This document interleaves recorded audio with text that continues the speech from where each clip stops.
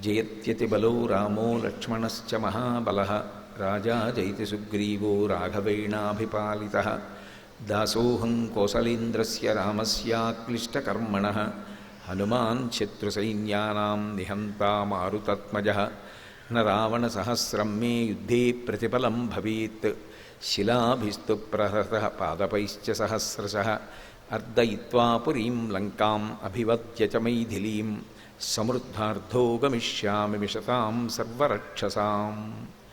ధర్మాత్మా సత్యసంధశ్చ రామో దశరథిర్యది పౌరుషే చ ప్రతిద్వంద్వస్య రైనం జహిరావిణిం ఆపదామపహర్తారం దాతారం సర్వసంపదాం లోకాభిరామం శ్రీరామం భూయో భూయో నమామ్యహం. హరి ఓం. పరమేశ్వర స్వరూపైన సభకి నమస్కారం.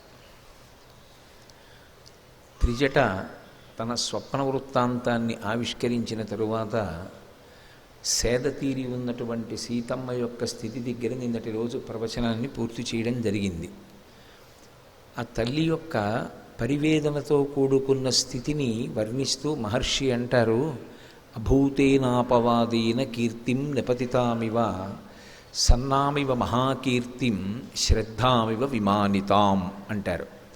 ఆ తల్లి అప్పటికీ కూడా ఇంకా మనసులో పూర్తిగా ఖేదం తీరలేదు, ఆవిడ బాధ పోలేదు. అందుకే అభూతేనాపవాదేన కీర్తిం నిపతితామివ. ఎంతో పేరు ప్రతిష్టలున్న వ్యక్తికి ఎంతో కష్టపడి జీవితంలో ధర్మాన్ని మాత్రమే ఆశ్రయించి నిరంతరము భగవద్భక్తితో బ్రతికేటటువంటి వ్యక్తి మీద ఒక అపనింద వచ్చి పడితే అకస్మాత్తుగా ఆయన యొక్క కీర్తి ప్రశ్నార్థకమైందనుకోండి, ఆయన ఇటువంటి పని చేశారా అని 10 మంది అడిగేటటువంటి సమయము ఒకటి వచ్చిందనుకోండి, అప్పుడు ఆ వ్యక్తి మనసు ఎంత గాయపడి ఉంటుందో 10 మందిలో నవ్వుతూ తిరుగుతున్నా ఆయన లోపల మాత్రం ఎంత కలుక్కుమంటున్న మనసుతో ఉంటాడో అలా ఉందిట అమ్మవారు. నిజంగా వాల్మీకి మహర్షి వేసినటువంటి ఉపమానాలు కొన్ని మనకి దొరుకుతాయి. బాహ్యంలో మనం చూడవచ్చు, ఏదో వేట కుక్కల మధ్యలో మిగిలిపోయినటువంటి ఒక్కలీడి పిల్ల అన్నారనుకోండి, దాన్ని ఊహించవచ్చు, అది ఎదురుగుండా దొరుకుతాయి కూడా అటువంటి సన్నివేశాలు. ఇవి మనసుతో ఊహ చేసి మానసిక స్థితి అలా ఉన్నటువంటి వ్యక్తి ఎలా ఉంటాడో సీతమ్మ తల్లి అలా ఉంటుంది అని ఆలోచించినప్పుడు అభూతేనాపవాదేన, పోని వచ్చిన అపవాదు సత్యమైతే అయ్యో నేను పొరపాటు చేశాను, ఆ పొరపాటు వల్ల ఇప్పుడు ఈ బాధ అనుభవిస్తున్నాను అని సరిపెట్టుకుంటాడు. ఆయన చేసిన పొరపాటు లేదు, చేసిన తప్పు లేదు, ఆయన ఎప్పుడూ త్రికరణ శుద్ధిగానే ప్రవర్తించాడు, ఎప్పుడూ ధర్మ మార్గాన్నే అనుష్ఠించాడు. ఆయన ఎన్నడూ ఎవరి జోలికి వెళ్ళినవాడు కాడు. అటువంటి వాడి మీద అసత్యంతో కూడుకున్నటువంటి అపవాదు ఒకటి మోపబడింది. అప్పుడు ఆయన కీర్తి అకస్మాత్తుగా క్షీణించింది.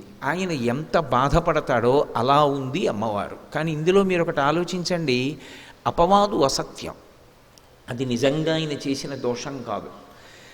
ఆయన్ని బాధ పెట్టాలనో లేకపోతే కాలంలో అలా ఆయన గతంలో చేసుకున్న కర్మ పోవడానికో, లేదా ఎంత కష్టం వచ్చినటువంటి వ్యక్తి అయినా సరే తట్టుకు నిలబడగలిగితే వాడే చరిత్రని నిర్మించగలుగుతాడు అని భవిష్యత్ తరాలకి మార్గదర్శనం చెయ్యడానికో, ఈశ్వరుడు ఏర్పాటు చేసినటువంటి వ్యవస్థలో అసత్యమైనటువంటి దోషం ఎవరి మీద ఆరోపింపబడిందో అది కాలంలో ఎప్పటికో అప్పటికి ఎగిరిపోతుంది. ఎగిరిపోయి రెట్టించినటువంటి వైభవంతో మళ్ళీ ఆయన కీర్తి ప్రకాశిస్తుంది. ఇవాళ అలా ఉన్నటువంటి సీతమ్మ ఎప్పటికీ అలా ఉండిపోదు.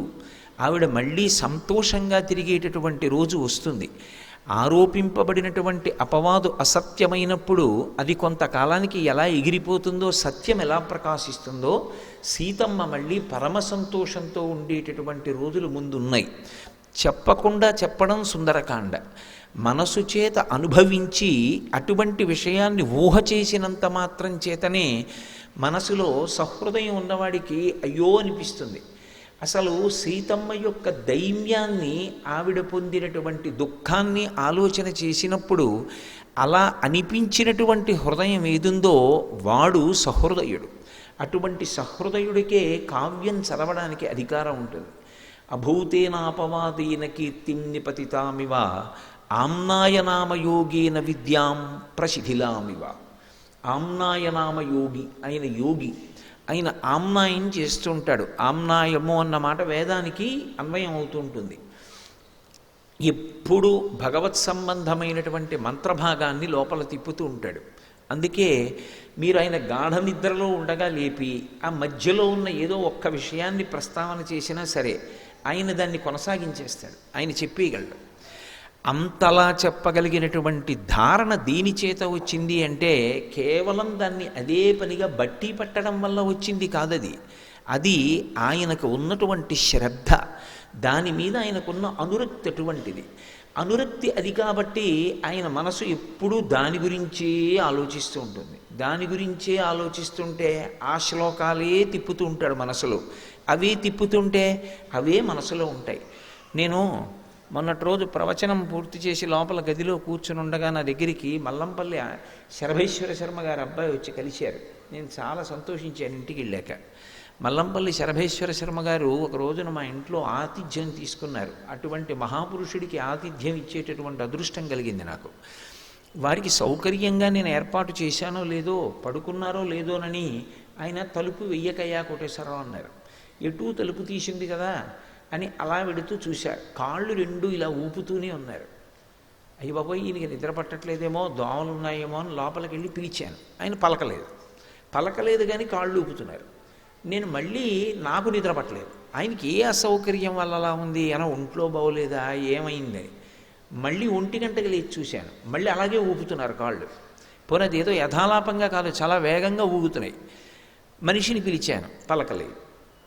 మళ్ళీ తెల్లవారకట్టు వచ్చాను, మళ్ళీ ఊపుతున్నారు. అంటే ఆయన నిద్రపోలేదు, నేను నిద్రపోలేదు. తెల్లవారిపోయింది. ఆయన లేచి అనుష్ఠానం చేసుకున్నారు, నేను అనుష్ఠానం చేసుకొచ్చి అయ్యా రాత్రి నిద్రపోలేదా అన్నాను.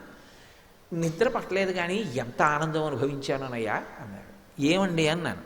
అంటే మీరు నమ్మండి నమ్మకపోండి, నేను సుందరకాండ చెప్తున్నా మీతో. నేను ఈ ప్రశ్న ఆయన అడిగింది ఉదయం 6:30 సమయంలో అడిగాను. ఆ తర్వాత ఆయన ఓ కప్పు కాఫీ కూడా అడగలేదు. మా ఆవిడ పట్టుకొస్తే ఇద్దుగాని అమ్మ ఇద్దుగాని అంటూ 10 గంటల వరకు నాతో పార్వతీ కళ్యాణం గురించి చెప్తున్నారు. చెప్తూ రాత్రి పద్యాలు గుర్తొచ్చాయో, ఆ పద్యాలు ఆలోచిస్తున్నాను, ఏమి పద్యరచన చేశాడంటావు అని ఒకదాంట్లోకి వెళ్ళిపోతూ ఆనంద తన్మయత్వం. 10 అయిపోయింది. ఆయనకి పెద్దవారు అయిపోయి ఉన్నారు అప్పటికే. ఒక్క కప్పు కాఫీ తాగుదామన్న ధ్యాస ఆయనకి లేదు. ఆయన భోజనం చేసిన తర్వాత కూర్చుని బాధపడుతూ నాతో మాట అన్నారు. కుటుంబపరంగా నేను ఒక కర్తవ్యాన్ని మరిచిపోయానయ్యా కోటేశ్వరరావు, ఎప్పుడూ వీటి గురించి ఆలోచించి అన్నారు. అది ఆయన కుటుంబ విషయం కాబట్టి సభాముఖంగా నేను చెప్పకూడదు. కాబట్టి మహానుభావుడు, ఆయన మనసు బాధపడ్డ విషయాన్ని నేను ఎందుకు స్మరించాలి వేదిక మీద? నిజంగా అటువంటి మహితాత్ములు ఉంటారు. వాళ్ళ మనసు ఎప్పుడు రంజిల్లుతూ ఉంటుంది, ఎప్పుడు అవి తలుచుకు మురిసిపోతూ ఉంటారు. అటువంటి ఆమ్నాయనామయోగేన శ్రద్ధాం ప్రసిధిలామివ. ఆయనకు ఆ శ్రద్ధ అకస్మాత్తుగా పోయిందనుకోండి, అకస్మాత్తుగా దాని మీద విశ్వాసం, దాని మీద నమ్మకం, దాని మీద అనురక్తి క్షీణించిపోయాయి అనుకోండి. క్షీణించిపోయి అన్య విషయాలతో సంపర్కం చెంది అసలు మనం వెళ్ళి ఆయన్ని అడిగితే ఇందులో దట్టవా పద్యం అన్నారనుకోండి, నాకు ఎలా ఉంటుంది?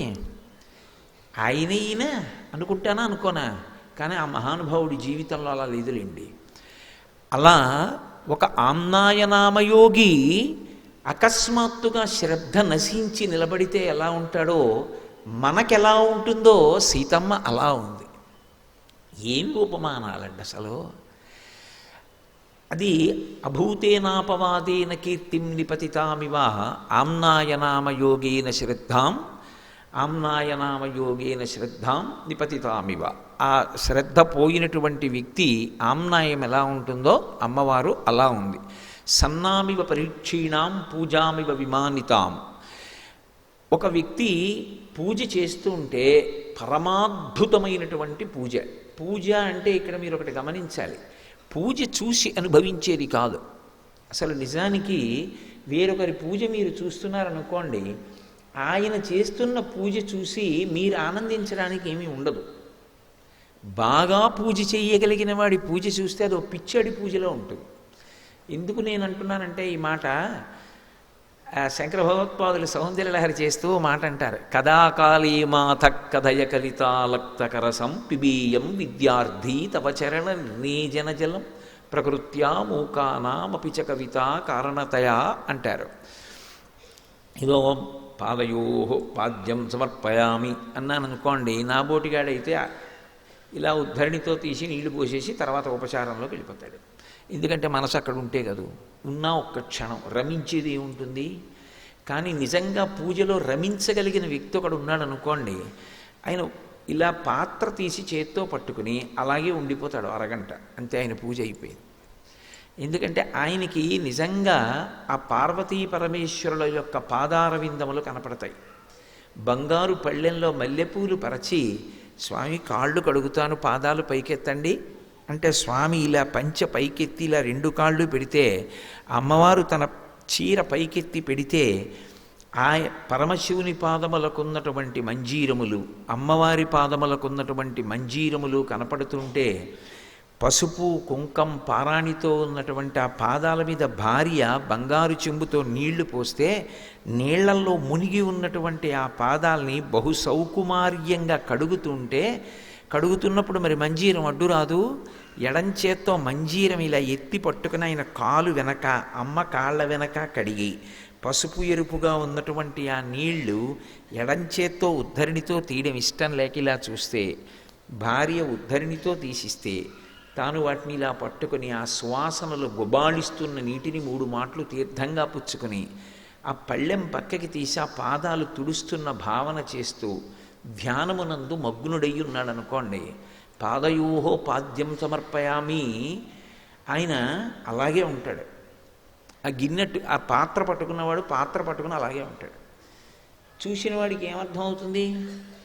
ఈయనకి తర్వాత మంత్రాలు రావేమో సరిగ్గా, ఏమిటో ఈయన చాలా బాగా పూజ చేస్తాడనుకుని చూడ్డానికి వచ్చాం, ఈయన ఏమిటో పూజ పాదయోహో పాద్యం సమర్పయామి అన్నాడు, అరగంట కూర్చున్నాడు, హస్తయోహో అర్ఘ్యం సమర్పయామి అన్నాడు, 45 నిమిషాలు కూర్చున్నాడు అనుకుంటారు. కానీ అందుకే అసలు మహాత్ముల పూజ చూసే ప్రయత్నం చెయ్యనే కూడా. ఎందుకంటే అదో పిచ్చివాడి పూజలో ఉంటుంది. ఆ రమించగలిగినటువంటి పూజ అలా ఉంటుంది. అందుకే పూజకి వెళ్ళడం అనేటటువంటిది గొప్ప ఉత్సాహం. ఎందుకంటే మనసు పరమ సంతోషంతో అనుభవించాలని కోరుకుని చెయ్యాలి పూజ. బరువుగా పూజ చెయ్యకూడదు. అటువంటి పూజ అకస్మాత్తుగా పరమయాంత్రికంగా చేయడం మొదలుపెట్టాడు అనుకోండి, అసలు ఏదో ఆవాహయామి దగ్గర నుంచి గడగడ చదివి నైవేద్యం అన్న దగ్గర ఆగుతుంది అనుకోండి ఆ మంత్రం, అన్నీ ఇలాగే టకటకటకటకటక చేసేయడమే, తమలపాకుతో ఇలా చల్లేయడమే అయిపోయింది అనుకోండి. అప్పుడు ఆ పూజ చూసి ఈ పూజ చూశారనుకోండి, మీరేమనుకుంటారు? ఇటు ఒకనాడు అలా ఉండిపోయేవాడు, ఏమంటే ఎందుకు అలా ఉండిపోయారు అని అడిగితే ఇదంతా చెప్పి కళ్ళమ్మట నీరు కార్చి ఇవాళ ఏమనుభవించానయ్యా, చాలయ్యా జీవితానికి అని పరవశించిపోయేవాడే. ఇవాళ ఏమిటి అంత యాంత్రిక పూజ చేశాడు అనుకుంటారా? అనుకోరా? అలా పూజ క్షీణించిపోతే ఎలా ఉంటుందో అమ్మవారు అలా ఉందిట సీతమ్మ. అసలు ఏమి భావనలండి అవి, ఏమి సుందరకాండ, అది మనసుతో అనుభవించాలి. ఇందులో చిత్రం ఏమిటంటే మనసులో అనుభవించాలంటే పూజామివ పరీక్షీణాం ఆశాం ప్రతిహతామివ అని నేను అన్నప్పుడు అసలు పూజ చేసేటటువంటి వ్యక్తి రమించిపోవడం అంటే ఏమిటి? త్రికరణములు ఏకీకృతమైనటువంటి వ్యక్తి ఎలా ఉంటాడు? శంకర భగవత్పాదులంతటి వారు సౌందర్యలహరిలో అడిగింది అది. ఎవరు? సాక్షాత్తు శివపార్వతుల సమాగమ స్వరూపమైన శంకర భగవత్పాదులు పిబేయం విద్యార్థి తవ చరణ నిర్ణీజన జలం అని అడిగారు. అమ్మా, నేను విద్యార్థినై నీ కాళ్ళు కడిగిన ఆ పసుపు పారాణి కలిసినటువంటి ఆ నీళ్లు సువాసనలు గుబాళిస్తున్నవి, ఆ తీర్థం ఇప్పుడు తాగుతానమ్మా జన్మలో అని అడిగారు. అది భౌతికంగా లభిస్తుందా? మానసికంగా లభించాలి. పూజలో మనసు నిలబడాలి. నిలబడి చేసిన పూజ ఎంత ఆనందాన్ని ఇస్తుందో అలా పూజ చెయ్యగలిగిన వ్యక్తి మనసు నిలబడక యాంత్రిక పూజ చేసి అయిపోయిందని పీఠమించి లేచాడు అనుకోండి, ఆయనకే ఎంత బాధగా ఉంటుంది. ఎంత అనుభవించేవాడిని పూజ, ఏ మనసే నిలబట్టలేదు అని. అది పోనీ చూసిన వాడికంటే అర్థం కాలేదు, కనీసం చేసిన వాడికి అనిపిస్తుందా ఏమిట్రా ఈ పూజ ఇలా చేస్తున్నాను అని. అది క్షీణించిపోయిన పూజ ఎలా ఉందో అమ్మవారు చూడ్డానికి అలా ఉందిట. ఆ ఉపమానం బయట ఎక్కడైనా వస్తు రూపంలో అసలు దొరుకుతుందా? దొరకదు. కానీ సీతమ్మ యొక్క పరిస్థితిని అన్వయం చెయ్యడానికి, ఆవిడ యొక్క రూపం అప్పుడు ఎలా ఉంటుంది అన్నది మనసు పట్టుకోవడానికి నిజంగా వాల్మీకి మహర్షి ఇచ్చినటువంటి సుందరకాండ రచన పరమాద్భుతం. అలాగే ఆశాం ప్రతిహతామివ, ఇది జరిగి తీరుతుంది అని ఒక ఆశ పెట్టుకున్నాడు. కానీ ఆ నెరవేరలేదు ఆశ. నెరవేరని ఆశ మనిషిని ఏ రూపంతో ఎటువంటి లక్షణంతో నిలబడుతుందో అలా అమ్మవారు కనపడుతోంది. అలా ఉన్నటువంటి తల్లిని పైనుంచి చూసి మురిసిపోతున్నారు స్వామి హనుమ. ఎందుకని? ఇంతమంది కాంచనలంకలో సంతోషంగా ఉన్నారు, సంతోషంగా లేని వ్యక్తి అన్న వాళ్ళు ఆయనకి కనపడలేదు. ఎవరు చూసినా సంతోషంగా ఉన్నారు, ఒక్క ఆవిడే ఏడుస్తోంది. ఎవరు ఏడుస్తోందో ఆవిడిది నిజమైన సౌందర్యం. ఎందుకని అంటే ఆమె భర్త కోసం శోకిస్తోంది తప్ప కేవలం అందరూ ఎలా భోగం అనుభవిస్తున్నారో అలా భోగం అనుభవించడం తన జీవితానికి ప్రధానమని అనుకోవట్లేదు. ధర్మాన్ని పాటించడం నిజమైన భోగం అనుకుంటోంది. ఇది సీతారాములంటే, ఇది సౌందర్యం అంటే. మిగిలిన వాళ్ళకి సుఖం అంతా ఎక్కడుంది అంటే భోగాన్ని అనుభవించడంలో ఉంది, విషయ సుఖాన్ని పొందడంలో ఉంది. ఏదైనా ఓ మధుర పదార్థం తినడం సంతోషం, ఓ మంచి పరుపు మీద పడుకోవడం సంతోషం, ఓ మంచి సంగీతం వినడం సంతోషం. రాముడికి ధర్మాన్ని పాటించడం సంతోషం. ఏది ధర్మమో దాన్ని చేస్తే రాముడు సంతోషంగా ఉంటాడు. అందుకే రాముడు నవమి నాడు పుడతాడు. నవమికి ఒక విచిత్రం ఉంది. నవమి అంటే 9 అని కాదు, 9 ఒకట్లో 9, 9 2 18, 8 1 9, 9 3 27, 7 2 9, 9 4 36, 6 3 9, 9 5 45, 4 5 9, ఇలా ఏదో 9 6 54. నేను లెక్కల్లో కొంచెం బలహీనుండి, ఇలా గబగబా చెప్పగలనో లేదో కూడా ఎక్కం. 9 7 63. అలా ఏది కలపండి మళ్ళీ 9 వస్తూ ఉంటుంది. రాముణ్ణి ఎంత హెచ్చవేయండి అంటే, ఎన్ని కష్టాలు రానివ్వండి, ఎన్ని సుఖాలు రానివ్వండి, లోపల రాముడు మాత్రం చాలా ప్రశాంతంగా ఉంటాడు. ఎందుకో తెలుసా? నేను ధర్మమే పట్టుకుని ఉన్నానా, అదొక్కటే రాముడి శాంతిగా ఉండడానికి కారణం. నేను ధర్మాన్ని విడిచిపెట్టలేదు, పరమ సంతోషంగా ఉంటాడు. నేను ధర్మాన్ని విడిచిపెట్టేశాను అన్న క్షణం ఏదైనా ఉంటే రాముడు గుండెల బాదుకుని ఏడ్చి తల రాతికేసి కొట్టేసుకుంటాడు. రామాయణంలో అలా లేదు. అంటే రాముడు ఎన్నడూ కూడా ధర్మాన్ని తప్పలేదు. అలాగే సీతమ్మ కూడా ఎన్నడూ ధర్మం తప్పదు. ఇది తుల్యశీలావయో వృత్తాం తుల్యాభిజన లక్షణాం రాఘవోర్హతి వైదేహీం తం చేయమసితేక్షణ. ఇవాళ ఈ శరీరంతో సుఖంగా ఉండడానికి మనం ఏం ఆలోచించవచ్చు? అది కాదు ఆవిడికి కావలసింది. నేను ధార్మికంగా ఉండి సంతోషించానా, అదొక్కటే కావాలి. ధర్మం పోయి సంతోషం ఉంటుందంటే ఆవిడికి అక్కర్లేదు. మీరు అందుకే రామాయణంలో ఉండేటటువంటి వైచిత్రి చూడండి. రాముడికి సుఖమే కావాలి అనుకుంటే ఉత్తర క్షణంలో రామాయణంలో ఉండకూడని కాండ సుందరకాండ. ఎందుకో తెలుసా? అసలు ఆ సుందరకాండకున్న గొప్పతనం అది. అసలు ఉండకూడని కాండ ఉంది. ఎందుకుంది అంటే రాముడి ధర్మం వలన ఉంది. రాముడు ధర్మం తప్పితే సుందరకాండ పోతుంది. ఎందువల్ల అంటారా? కిష్కింధకాండలో సుగ్రీవుడితో స్నేహం చేసుకోవడం మానేసి వాలితో స్నేహం చేశాడు అనుకోండి. వాలి అంటే రావణాసురుడికి అపారమైనటువంటి భయం. 4 సముద్రాల్లో ముంచి తోకకి చుట్టి తీసుకెళ్ళి ఇంట్లో పడేశాడు. చిటిక వేస్తే పరిగెత్తుకొస్తాడు. వాలితో స్నేహం చేసుకుంటే వాలి వెంటనే రావణుణ్ణి పిలిచి సీతమ్మనిచ్చేయి అంటే ఇచ్చేస్తాడు. కానీ వాలితో స్నేహం చేసి సీతమ్మని ఎందుకు పొందలేదు అంటే వాలే ధర్మం తప్పాడు. తమ్ముడు బ్రతికున్నాడని తెలిసి తమ్ముడి భార్య అయినటువంటి రుమతో తాను కలిసి ఉంటున్నాడు. మరి నిన్ను మీరు ప్రశ్న వేయచ్చు, మరి వాలి కూడా అలా పూర్వం ఇంతకుముందు సుగ్రీవుడు కూడా తారతో ఉన్నాడుగా వాలి భార్యతో, మరి అప్పుడు సుగ్రీవుడి తప్పు కాదా అంటే సంధ్యావందనం చేసేటటువంటి వానర జాతికి ఒక నియమం ఉంది. అన్నదమ్ముల్లో ఎవరైనా ఒక వ్యక్తి వెళ్ళిపోతే ఆ అన్నదమ్ముల్లో ఎవరు వెళ్ళిపోయారో వాళ్ళ భార్య ఆ సోదరుల్లో మిగిలినటువంటి సోదరుడికి భార్య కావాలి అనుకుంటే భార్య కావచ్చు, అది వాళ్ళకి నియమం.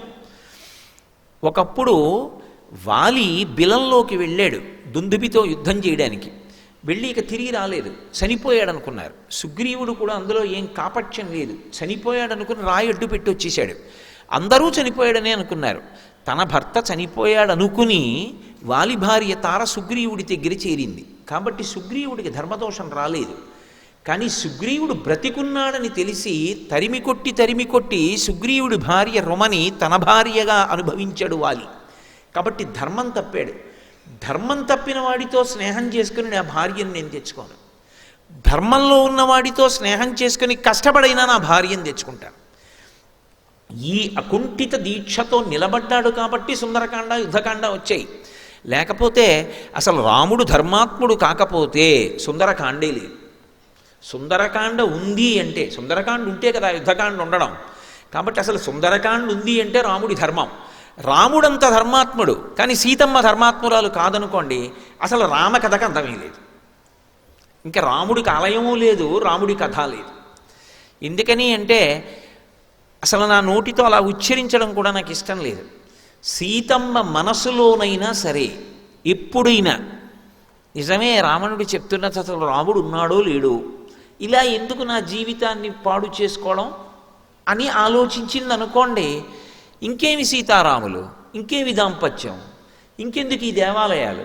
త్రేతాయుగం అయిపోయిన తర్వాత, ద్వాపరయుగం అయిపోయిన తర్వాత కలియుగంలో కూడా ఇంత కీర్తి. ఎక్కడైనా వామనమూర్తి లక్ష్మీదేవి దేవాలయం ఉందనుకోండి, ఆయన వామనమూర్తి దేవాలయం అదని మనకి తెలియదు అనుకోండి. ఉలగళంద పెరుమాళ్ళని కాంచీపురంలో ఉంది, అది చూస్తే మనం లక్ష్మీనారాయణుల దేవాలయం అంటాం, వామనమూర్తి గుడి అనం.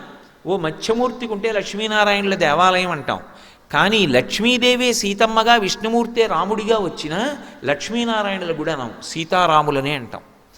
సీత అమ్మ అని కూడా వదిలిపెట్టాం, సీతమ్మ తల్లి అంటాం. ఎందుకు అమ్మ తల్లి రెండు మాటలు అంటే ఆవిడ మీద మనకున్న మమకారం. దేనివల్ల ఆ మమకారం అంటే ఆవిడ ధర్మం.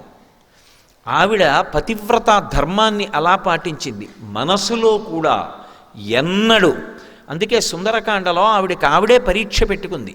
నేను రాముని తప్ప అన్యపురుషుని మనసు యందు ఎరుగనదానినైతే హనుమ తోకకు పెట్టబడిన అగ్నిహోత్రము చల్లబడుగాక. అది పంచభూతములలో ఒక భూతం తన యొక్క ధర్మాన్ని విడిచిపెట్టి ప్రవర్తించాలంది. అలాగే అగ్నిహోత్రం చల్లబడిపోయింది. అంటే అది సుందరకాండ. ఎవరి ధర్మాన్ని వాళ్ళు నిరూపణం చేసుకున్నారు.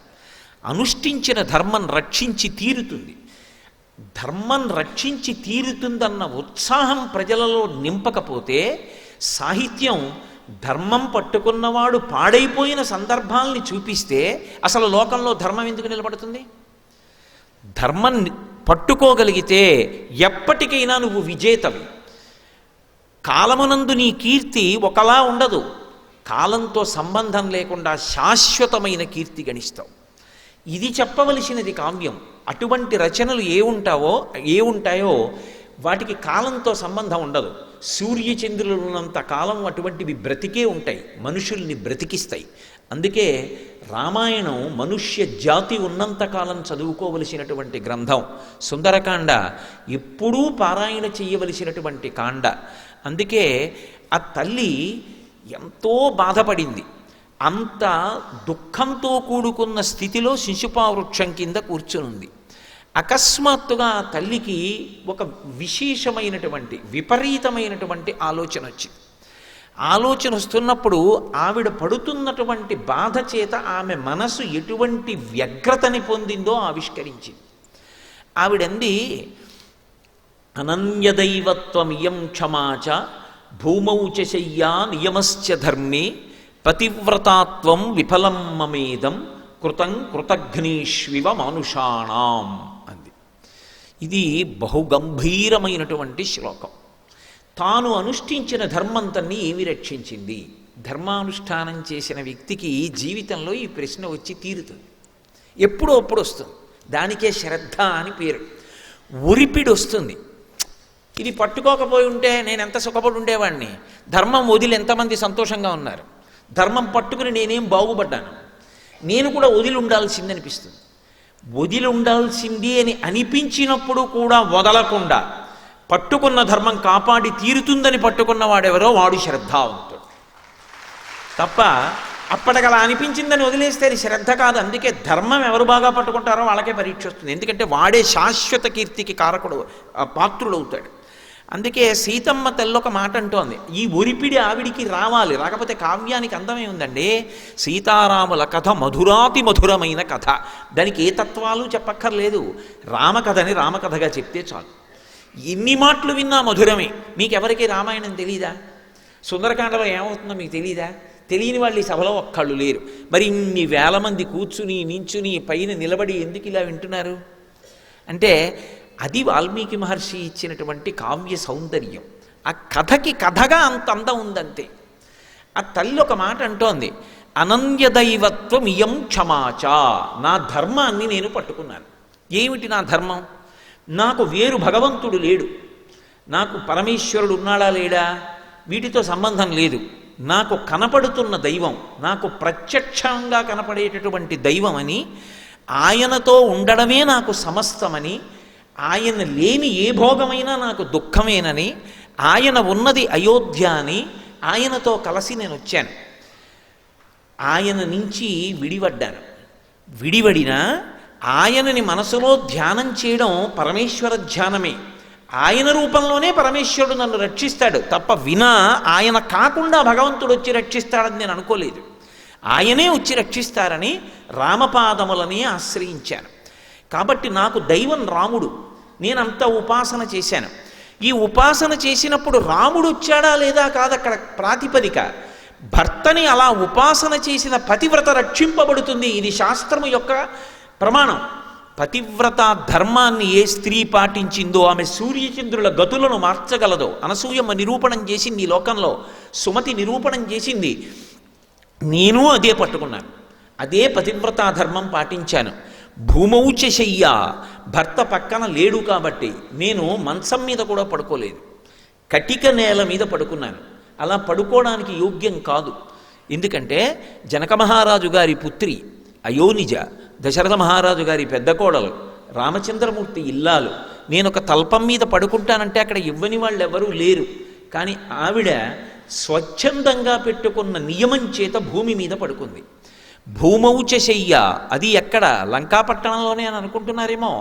ఒక్క లంకలోనే కాదు, అసలు కళ్ళంబట నీళ్లు పడకుండా చదవలేము. నేను ఒకప్పుడు మా గురువుగారు రాత్రి 10ంటికి మా ఇంటికి వచ్చారు. ఏం చేస్తున్నావురా అన్నారు. అయోధ్యకాండ చదువుతున్నానండి అన్నాను. ఎన్నాళ్ళయింది మొదలుపెట్టన్నారు. ఓ 3 రోజులు అయింది గురువుగారు అన్నాను. ఎక్కడి వరకు వచ్చావు అన్నారు. ఇవాళతో పూర్తి అయిపోయింది గురువుగారు అన్నాను. ఆయన నా వంక అలా నోరు తెరిచి చూస్తూ ఉండిపోయారు. అదేం గురువుగారు అలా చూస్తున్నారన్నాను. అయోధ్యకాండలో 4 సర్గలు చదవడానికి నాకు 10 రోజులు పడుతుందిరా. కళ్ళమ్మని నీళ్ళు వచ్చేసి ముక్కులోంచి నీళ్ళు వచ్చి 3 రోజుల్లో అయోధ్యకాండ ఎలా చదివేశావురా అన్నారు. ఆయన అనుభవించిన వారు, నేను చదివినవాడిని. తేడా లేదు. సీతారాముల కష్టాలు ఆయన కష్టాలు. ఆయన దాంతో తాదాత్మ్యత చెంది చదువుకుంటారు. అందులో ఒక విషయం చెప్తారు. సీతారాములు అరణ్యవాసానికి వచ్చారు. అరణ్యవాసానికి వచ్చి గుహుడి దగ్గరికి వెళ్ళారు. గుహుడు అరటి పట్టలు ఆకులు తెచ్చి నేల మీద పడేసి రామా పడుకో అన్నాడు. రాముడు పరమధర్మాత్ముడు, ధర్మం ఆయనకి శాంతి. ఒక వ్యక్తి నిద్రపోతున్నాడు అంటే అతని మనసు ప్రశాంతంగా ఉంటే నిద్రపడుతుంది. అయోధ్య విడిచిపెట్టి వచ్చి నా తండ్రి ఎంత బాధపడుతున్నాడో, నా తల్లి ఎంత బాధపడుతోందో, ఇవాళ రాత్రి మా నాన్నగారు అన్నం తినరు, ఏడుస్తూనే ఉంటారు నేను కనపడలేదని. అందుకని నేను అన్నం తినలేను. మా నాన్నగారు తినలేకపోయి ఏడుస్తూ ఉంటారని గుర్తొచ్చిన నేను ఎలా అన్నం తింటాను? నాకొద్దు పళ్ళు కూడా, కానీ ధర్మం తప్పడు. ఆచమనీయం తీసుకుని పడుకుంటాను అని ఆచమనం చేసి పడుకున్నాడు. ఆయన నేల మీద పడుకున్నాడు, అరటి పట్టల మీద. చుట్టూ ఎవరున్నారు? గుహుడు, ఆటవికులు ఉన్నారు. ఆయన అంటే అలా పడుకుంటారు కానండి, నాకు అలవాట్లేదని కూడా ఆవిడ అనొచ్చు. అన్నా కూడా ఎవరు ఏమనరు. ఆయన మనసు ధర్మము చేత శాంతిగా ఉంది, నిద్రపోయాడు. ఆవిడ రామచంద్రమూర్తి యొక్క చేతిని తలగడాగా చేసుకుని, ఒక పురుషుడు పడుకోవడం వేరు, ఒక స్త్రీ ఇంతమంది ఆటవికులు చుట్టూ తిరుగుతుండగా, అందులో గుహుడిది పిచ్చి ప్రేమ, గుండ్రంగా తిరుగుతున్నారు వాళ్ళు ఎవరైనా వస్తారని, ఇంతమంది ఆటవికులు చూస్తుండగా సీతమ్మ నా స్వామి పడుకుని నిద్రపోతున్నారు, నేనెందుకు పడుకోను అని ఆయన చేతిని తలగడాగా చేసుకుని వచ్చి పడుకుంది. ఆ తర్వాత లక్ష్మణస్వామి భరతుడు వచ్చి చూశాడు. సీతమ్మ కట్టుకున్న పట్టు చీరకున్నటువంటి దారాలు అక్కడ ఉన్నటువంటి ఆకులకి అలమలకి చుట్టుకున్నాయి. గుండెలు బాదుకుని ఇచ్చాడు. నా వల్ల కదూ ఇంత కష్టపడింది వదినమ్మ. ఏమి రామాయణం అండి! కుటుంబం అంటే ఎలా బ్రతకాలో, ప్రేమ అంటే ఎలా ఉంటుందో, అసలు ఎలా మాట్లాడాలో, ఎలా ఆలోచించాలో నేర్పుతుంది రామాయణం.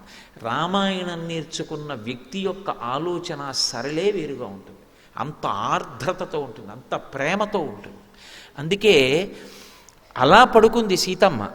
లక్ష్మణస్వామి దగ్గరికి వెళ్ళి గుహుడు అన్నాడు, నీకు అరటిపట్టలు వేస్తాను, పడుకో అన్నాడు. కథం దాశరథౌ భూమౌ శైనే సహసీతయా, ఎలా అని అడిగాడు ప్రారంభంలో.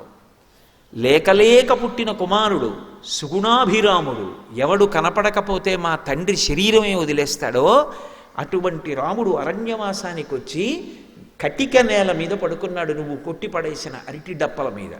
నా తల్లి సీతమ్మ అయోనిజ, మహాతల్లి మా వదిన, ఇంతమంది చూస్తుండగా మా అన్నయ్య చేతిని తలగడాగా చేసుకుని నిద్రపోతోంది, మీరందరూ చూస్తున్నారు, మా వదిన అంత ధార్మికంగా నిద్రపోతోంది. ఇది చూసి నాకు అశాంతిగా ఉంది. ఇంత కష్టమా మా అన్నయ్యకి వదినకి, నాకు నిద్ర పట్టదు అని వలవలవలవలా ఏడిచాడు లక్ష్మణస్వామి. ధర్మాన్ని పట్టుకుని రాముడు నిద్రపోయాడు, ధర్మాన్ని పట్టుకుని సీతమ్మ నిద్రపోయింది. ధర్మాన్ని పట్టుకుని ఇంత కష్టమా?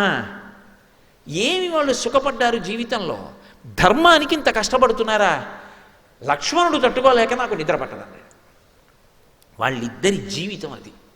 అటువంటి దంపతులు అసలు లోకంలో అపురూపం. అందుకే ఆశీర్వచనం చేస్తే సీతారాముల్లా బ్రతకండి అంటారు. కాలంలో శాశ్వతత్వం దీనివల్ల వస్తుంది అంటే ఆ ధర్మాన్ని పట్టుకోవడం వల్ల వస్తుంది. ఆ ధర్మం గురించి చెప్పనటువంటి గ్రంథం ఎలా లోకానికి ఉపయుక్తమవుతుంది? అందుకే ఆ తల్లి ఒక మాట అంటోంది, నేను ఇంతకాలం నుంచి రాముణ్ణి దైవంగా భావించి కూర్చున్నాను.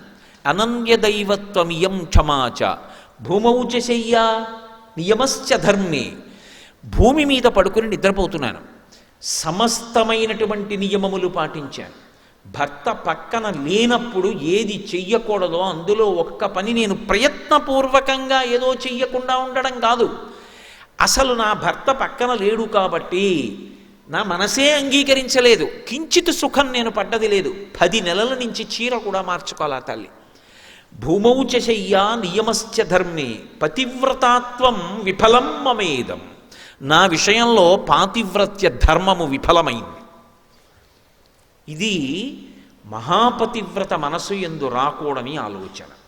ఇప్పుడు ఆవిడ ఈ ప్రశ్న వేస్తే ఎవరు జోక్యం చేసుకోవాలి? ఈశ్వరుడు అన్నవాడు ఒకడు ఉంటే వాడు వెంటనే జోక్యం చేసుకోవాలి, ఎందుకంటే ధర్మం నశించిపోతుంది. ఆవిడకి ఆ ప్రశ్న వచ్చి ఆవిడ ధర్మం తప్పిందనుకోండి, ఇక లోకానికి ధర్మం అన్నదానికి ఎక్కడ ఆదర్శం ఉంటుంది? ఇక ఈశ్వరుడు జోక్యం చేసుకుని ఒక సన్నివేశాన్ని సృష్టించాలి. అందుకే భక్తుణ్ణి రక్షించుకోవడానికి ఈశ్వరుడు జోక్యం చేసుకుంటాడు.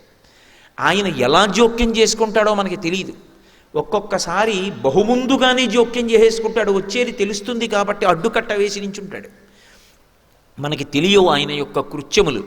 భక్తుణ్ణి మాత్రం ఆదుకుని తీరుతాడు ఈశ్వరుడు. నన్ను నమ్మండి అంతే, అంతకన్నా నేను చెప్పలేను. ఒక సమస్యని ఇచ్చే ముందు మనం సమస్య వచ్చాక ఆలోచిస్తాం. భగవంతుణ్ణి నమ్ముకున్న వాడి గురించి పరమేశ్వరుడు సమస్య ఇవ్వడానికి ముందు వాడికి పరిష్కారం ఎలా చూపించాలని ఆలోచిస్తాడు. నన్ను నమ్ముకుని ఉన్నవాడు వాడు పాడైతే, అందుకే భాగవతంలో అష్టమ స్కంధంలో అంటాడు, వాడు నా కొరకు రక్షింపవలయువాడు, వాడి కోసం వాడిని నేను రక్షించట్లేదు, నా కోసం రక్షిస్తున్నా. అటువంటి వాడు పాడైపోతే లోకంలో భగవంతుడు ఉన్నాడు అని ఎవడు నమ్ముతాడు? నమ్మడు. నేను ఉన్నాను అని నమ్మాలంటే నన్ను నమ్ముకున్నవాడు పాడవడానికి వీల్లేదు. వాడి కోసం రక్షించట్లేదు, నా కోసం రక్షిస్తున్నానంటాడు. అంటే సన్నివేశం ఎటు తిరుగుతోందో మీరు గమనించాలి. ఇది మహర్షి చెప్పరు సుందరకాండలో, కానీ అది సౌందర్యం. అనుభవించగలిగితే భగవంతుడు ఎంత ఉలిక్కి పడతాడో, ఎంత తొందరగా సన్నివేశాన్ని మార్చి జోక్యం చేసుకుంటాడో మీరు గమనించాలి. ఈవిడిది వాగ్రూప పరివేదన, ఇంకొక ఆయనది మౌన పరివేదన. ఏమిటా మౌన పరివేదన అన్నది మీకు నేను కాసేపట్లో ఆవిష్కరిస్తాను. కాబట్టి భూమౌచ శయ్యా నియమశ్చ ధర్మే పతివ్రతాత్వం విఫలం మమేదం కృతం కృతఘ్నేష్వివ మనుషాణం. చాలా పెద్ద తీర్పు చెప్పేసింది ఆవిడ. కృతఘ్నుడి పట్ల ఉపకారము ఎలా ఉంటుందో రాముడి పట్ల నా పాతివ్రత్యం అలా అయిపోయింది. రాముడు కాదక్కడ రక్షించవలసింది, ఆమె పతిని దైవంగా నమ్మింది. అనన్య దైవత్వం ఇయం క్షమాచ. ఇప్పుడు రాముడు వస్తున్నాడమ్మా, నువ్వు బెంగ పెట్టుకోకని ఎవరో మాట్లాడి చెప్పాలి ఆవిడికి. ఎవరో మాట్లాడాలి. ఎవరు మాట్లాడాలి? అక్కడ అలా మాట్లాడడానికి ఒక్కడే ఉన్నాడు. ఆ ఒక్కడు మాట్లాడడానికి అవకాశం కల్పించాలి, సన్నివేశం తిరిగిపోవాలి. ఇప్పుడు జోక్యం చేసుకుంటున్నవాడు ఎవరంటే కంటికి కనపడకుండా పరమేశ్వరుడు జోక్యం చేసుకోవాలి. అది సుందరకాండ. ఆ తల్లి ఇన్నాళ్ళు అనలేదు ఈ మాట, ఇప్పుడు అంటోంది. ఎందుకు అనాలి అంటే ఒకటి మౌన పరివేదన ఒకటి ఉంది. ఏమిటా పరివేదన? ఇప్పటి వరకు ఆయన సీతమ్మ దర్శనం ఒకటే చెయ్యాలనుకున్నాడు. సీతమ్మ జాడ కనిపెట్టి రాముడికి చెప్దాం, అందుకే వచ్చాడు ఆయన. కానీ ఇప్పుడు ఆయన గుండెలు అవిసిపోయి ఆవిడ కష్టం చూసి, అమ్మో ఏదో లంకలో ఉందనుకున్నాను నా తల్లి. ఇప్పుడు ఆయన మనసు ఏమైపోయిందంటే రాముణ్ణి నింద చేశాడు ఆయన. రాముడి కన్నా దైవం లేడు ఆయనకి. ఆయన అన్నాడు, దుష్కరం కృతవాన్ రామో యయిమాం మత్తకాశినీం సీతాం వినా మహాబాహు ముహూర్తమపి జీవతి. ఇంత గొప్ప ఇల్లాలా, ఇటువంటి పాతివ్రత్యమా? 3 లోకముల ఐశ్వర్యం తక్కెట్లో ఒకెత్తు, అది ఈవిడలో 16 వంతుకు సరిపోదా? ఇంత ప్రేమైకమూర్తి, ఇంత ధర్మనిష్ట కలిగినటువంటి ఇల్లాలు ఇన్ని కష్టాల్లో ఉంటే అసలు నిద్రలా పోయాడు? అంత ప్రశాంతంగా ఎలా ఉండగలుగుతున్నాడు? మంత్రాంగం చేసి వాలిని చంపి సుగ్రీవుణ్ణి రక్షించి పట్టాభిషేకం చేసి వానాకాలం వెళ్ళిపోయిన తర్వాత వెతుకుతానంటే గొలవ పడుకుని ఎలా ఉండగలిగాడు? అసలు వెర్రెక్కిపోవద్దు ఇటువంటి ఇల్లాలు. ఆవిడ చుట్టూ ఇంతమంది రాక్షస స్త్రీలా, రావణుడు ఆవిడ్ని ఇలా మాట్లాడడమా? ఏడ్చి ఏడ్చి పవిట కొంగు తడిసిపోవడమా? ఇప్పుడు ఇవన్నీ చూసిన తర్వాత సహృదయుడైతే ఏం ఆలోచిస్తాడు? అమ్మో నేను వెళ్ళిపోవడం కాదు, అసలు ఆయన ఏం పట్టుకొచ్చాడో మర్చిపోయాడు. ఇప్పుడు ఏం పట్టుకొచ్చాడు ఆయన? ఉంగరం ఒకటి పట్టుకొచ్చాడు రాముడి దగ్గర నుంచి. ఇది నేను మీతో మనవి చేసింది. సమస్యనిచ్చే ముందు పరిష్కారం ఈశ్వరుడు ఆలోచిస్తాడని. అన్ని కోట్ల మంది ఎడుతుంటే హనుమయ్య దర్శనం చేస్తారని రాముడు ఎలా అనుకున్నాడు? బుద్ధికి ఈశ్వర ప్రచోదనం అని చెప్తేనే రామకథ బాహ్యంలో అందం. అంతేగాని రాముడు దేవుడు అంటే ఇంకా రామకథ ఎందుకు? అసలు రాముడు దేవుడని వాల్మీకి మహర్షి చెప్పలేదు. ప్రారంభంలోనే నారదుడు వచ్చినప్పుడు ఆయన అడిగింది 16 గుణములు కలిగిన నరుడు ఎవరని అడిగారు. కోన్వస్మిన్ సంప్రదంలోకే గుణవాన్ కశ్చ వీర్యవాన్ ధర్మజ్ఞశ్చ కృతజ్ఞశ్చ సత్యవాక్యో దృఢవ్రత చారిత్రేణ చకోయుక్త సర్వభూతేషు కోహిత విద్వాన్ కః కస్సమర్థశ్చ కశ్చైక ప్రియదర్శన ఆత్మవాన్ కో జితక్రోధో ద్యుతిమాన్ కో ననసూయకః కస్య బిభ్యతి దేవాశ్చ జాతరోషస్య సంయుగే అని అడిగారు. కాబట్టి ఇప్పుడు 16 గుణములు పరిపూర్ణముగా కలిగినటువంటి నరుడు రాముడైతే ఆయనకి బుద్ధిని ప్రచోదనం చేసిన వాడు ఈశ్వరుడని చెప్తేనే సీతారాముల కథ మధురాతి మధురం అవుతుంది. అంటే అసలు సీతమ్మకు వస్తున్నటువంటి సమస్యకి ఏ కాలమనందు పరిష్కారం రావాలో దానికి అనువుగా ఆయన బుద్ధిని ప్రచోదనం చేసి ఉంగరం ఇచ్చి పంపించాడు. ఇప్పుడు పట్టుకొచ్చిన ఆయన చటుక్కును ఉంగరం ఇచ్చి, అమ్మ ఏమనుకోకు, నీ జాడ తెలుసుకోవడానికి వచ్చాను, నేను హనుమని, ఇదిగో ఈ ఉంగరం రాముడు ఇచ్చాడు, నీ దగ్గర ఎట్టే పెట్టుకో, నువ్వు కనపడ్డావని చెప్పేస్తాను. రాముడి దగ్గరికి వెళ్ళి తుర్రుని పారిపోయాడు అనుకోండి. ఇది దుష్టుడైన రావణుడు చేసిన పని అని ఉంగరాన్ని అవతల పారేసి ఆవిడ ప్రాణం తీసేసుకుంటాడు. ఎందుకంటే వీడు నన్ను యామారుస్తున్నాడు. అలా రావణుడు చేశాడని ఎందుకు అనుకుంటుంది అని మీరు అనుకుంటున్నారా? అసలు యుద్ధకాండలో ఇంకా యుద్ధం మొదలవలేదు. యుద్ధం మొదలవకుండానే వాడు రాముడి యొక్క కృతకమైన శిరస్సు తయారు చేశాడు. తయారు చేసి రాముడి శిరస్సు తెచ్చి సీతమ్మ దగ్గర పెడితే కట్టుకున్న ఇల్లాలు అది రాముడి తలకాయ అనుకుంది ఆవిడ. అంత ఏడ్చింది. కానీ ఈశ్వరుడు అక్కడ ఉన్నాడు కదూ. అంత ఏడుస్తుంటే అకస్మాత్తుగా వాడికి కబురు వచ్చింది, ఏదో ముఖ్యమైన పని మీద అందరూ ఎదురు చూస్తున్నారు రమ్మని. చటుక్కున వెనక్కి తిరిగిపోవడంలో శిరస్సు అంతర్ధానం అయిపోయింది. అప్పుడు పక్కనున్న వాళ్ళు చెప్పారు, ఇంద్రజాలం వాడు సృష్టించాడు, అది రాముడి శిరస్సు కాదు. కావాలంటే అదిగో భైరీనాదాలు వినపడుతున్నాయి. నిజంగా రాముడి శిరస్సు తెగిపోతే వాళ్ళందరంత సంతోషంగా ఉంటారా, వస్తారా వానరులని అని. ఇంకొకసారి బ్రహ్మాస్త్రం చేత రాముడు పడిపోయి ఉంటే రాముడు మరణించాడు చూడమని సీతమ్మని పుష్పక విమానం ఎక్కించి పంపించాడు.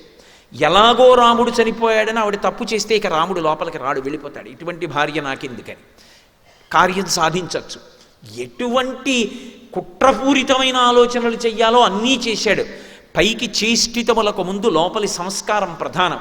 లోపల ఆలోచన ఎలా ఉంటుందో పైన కార్యం అలా ఉంటుంది.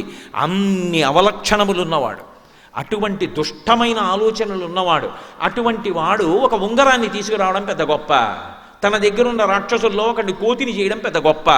ఆవిడ నమ్ముతుందా? ఆవిడికి ఆశ్వాసం కలుగుతుందా? ఒక్కనాటికి కలగదు. ఇప్పుడు ఆయన గుర్తించింది ఏమిటంటే ఈ తల్లికి ఉంగరం ఇవ్వడం ప్రధానం కాదు, ఉంగరం ఇవ్వడానికి ముందు మాట్లాడాలి. అసలు మాట్లాడడానికి అవకాశం ఏది?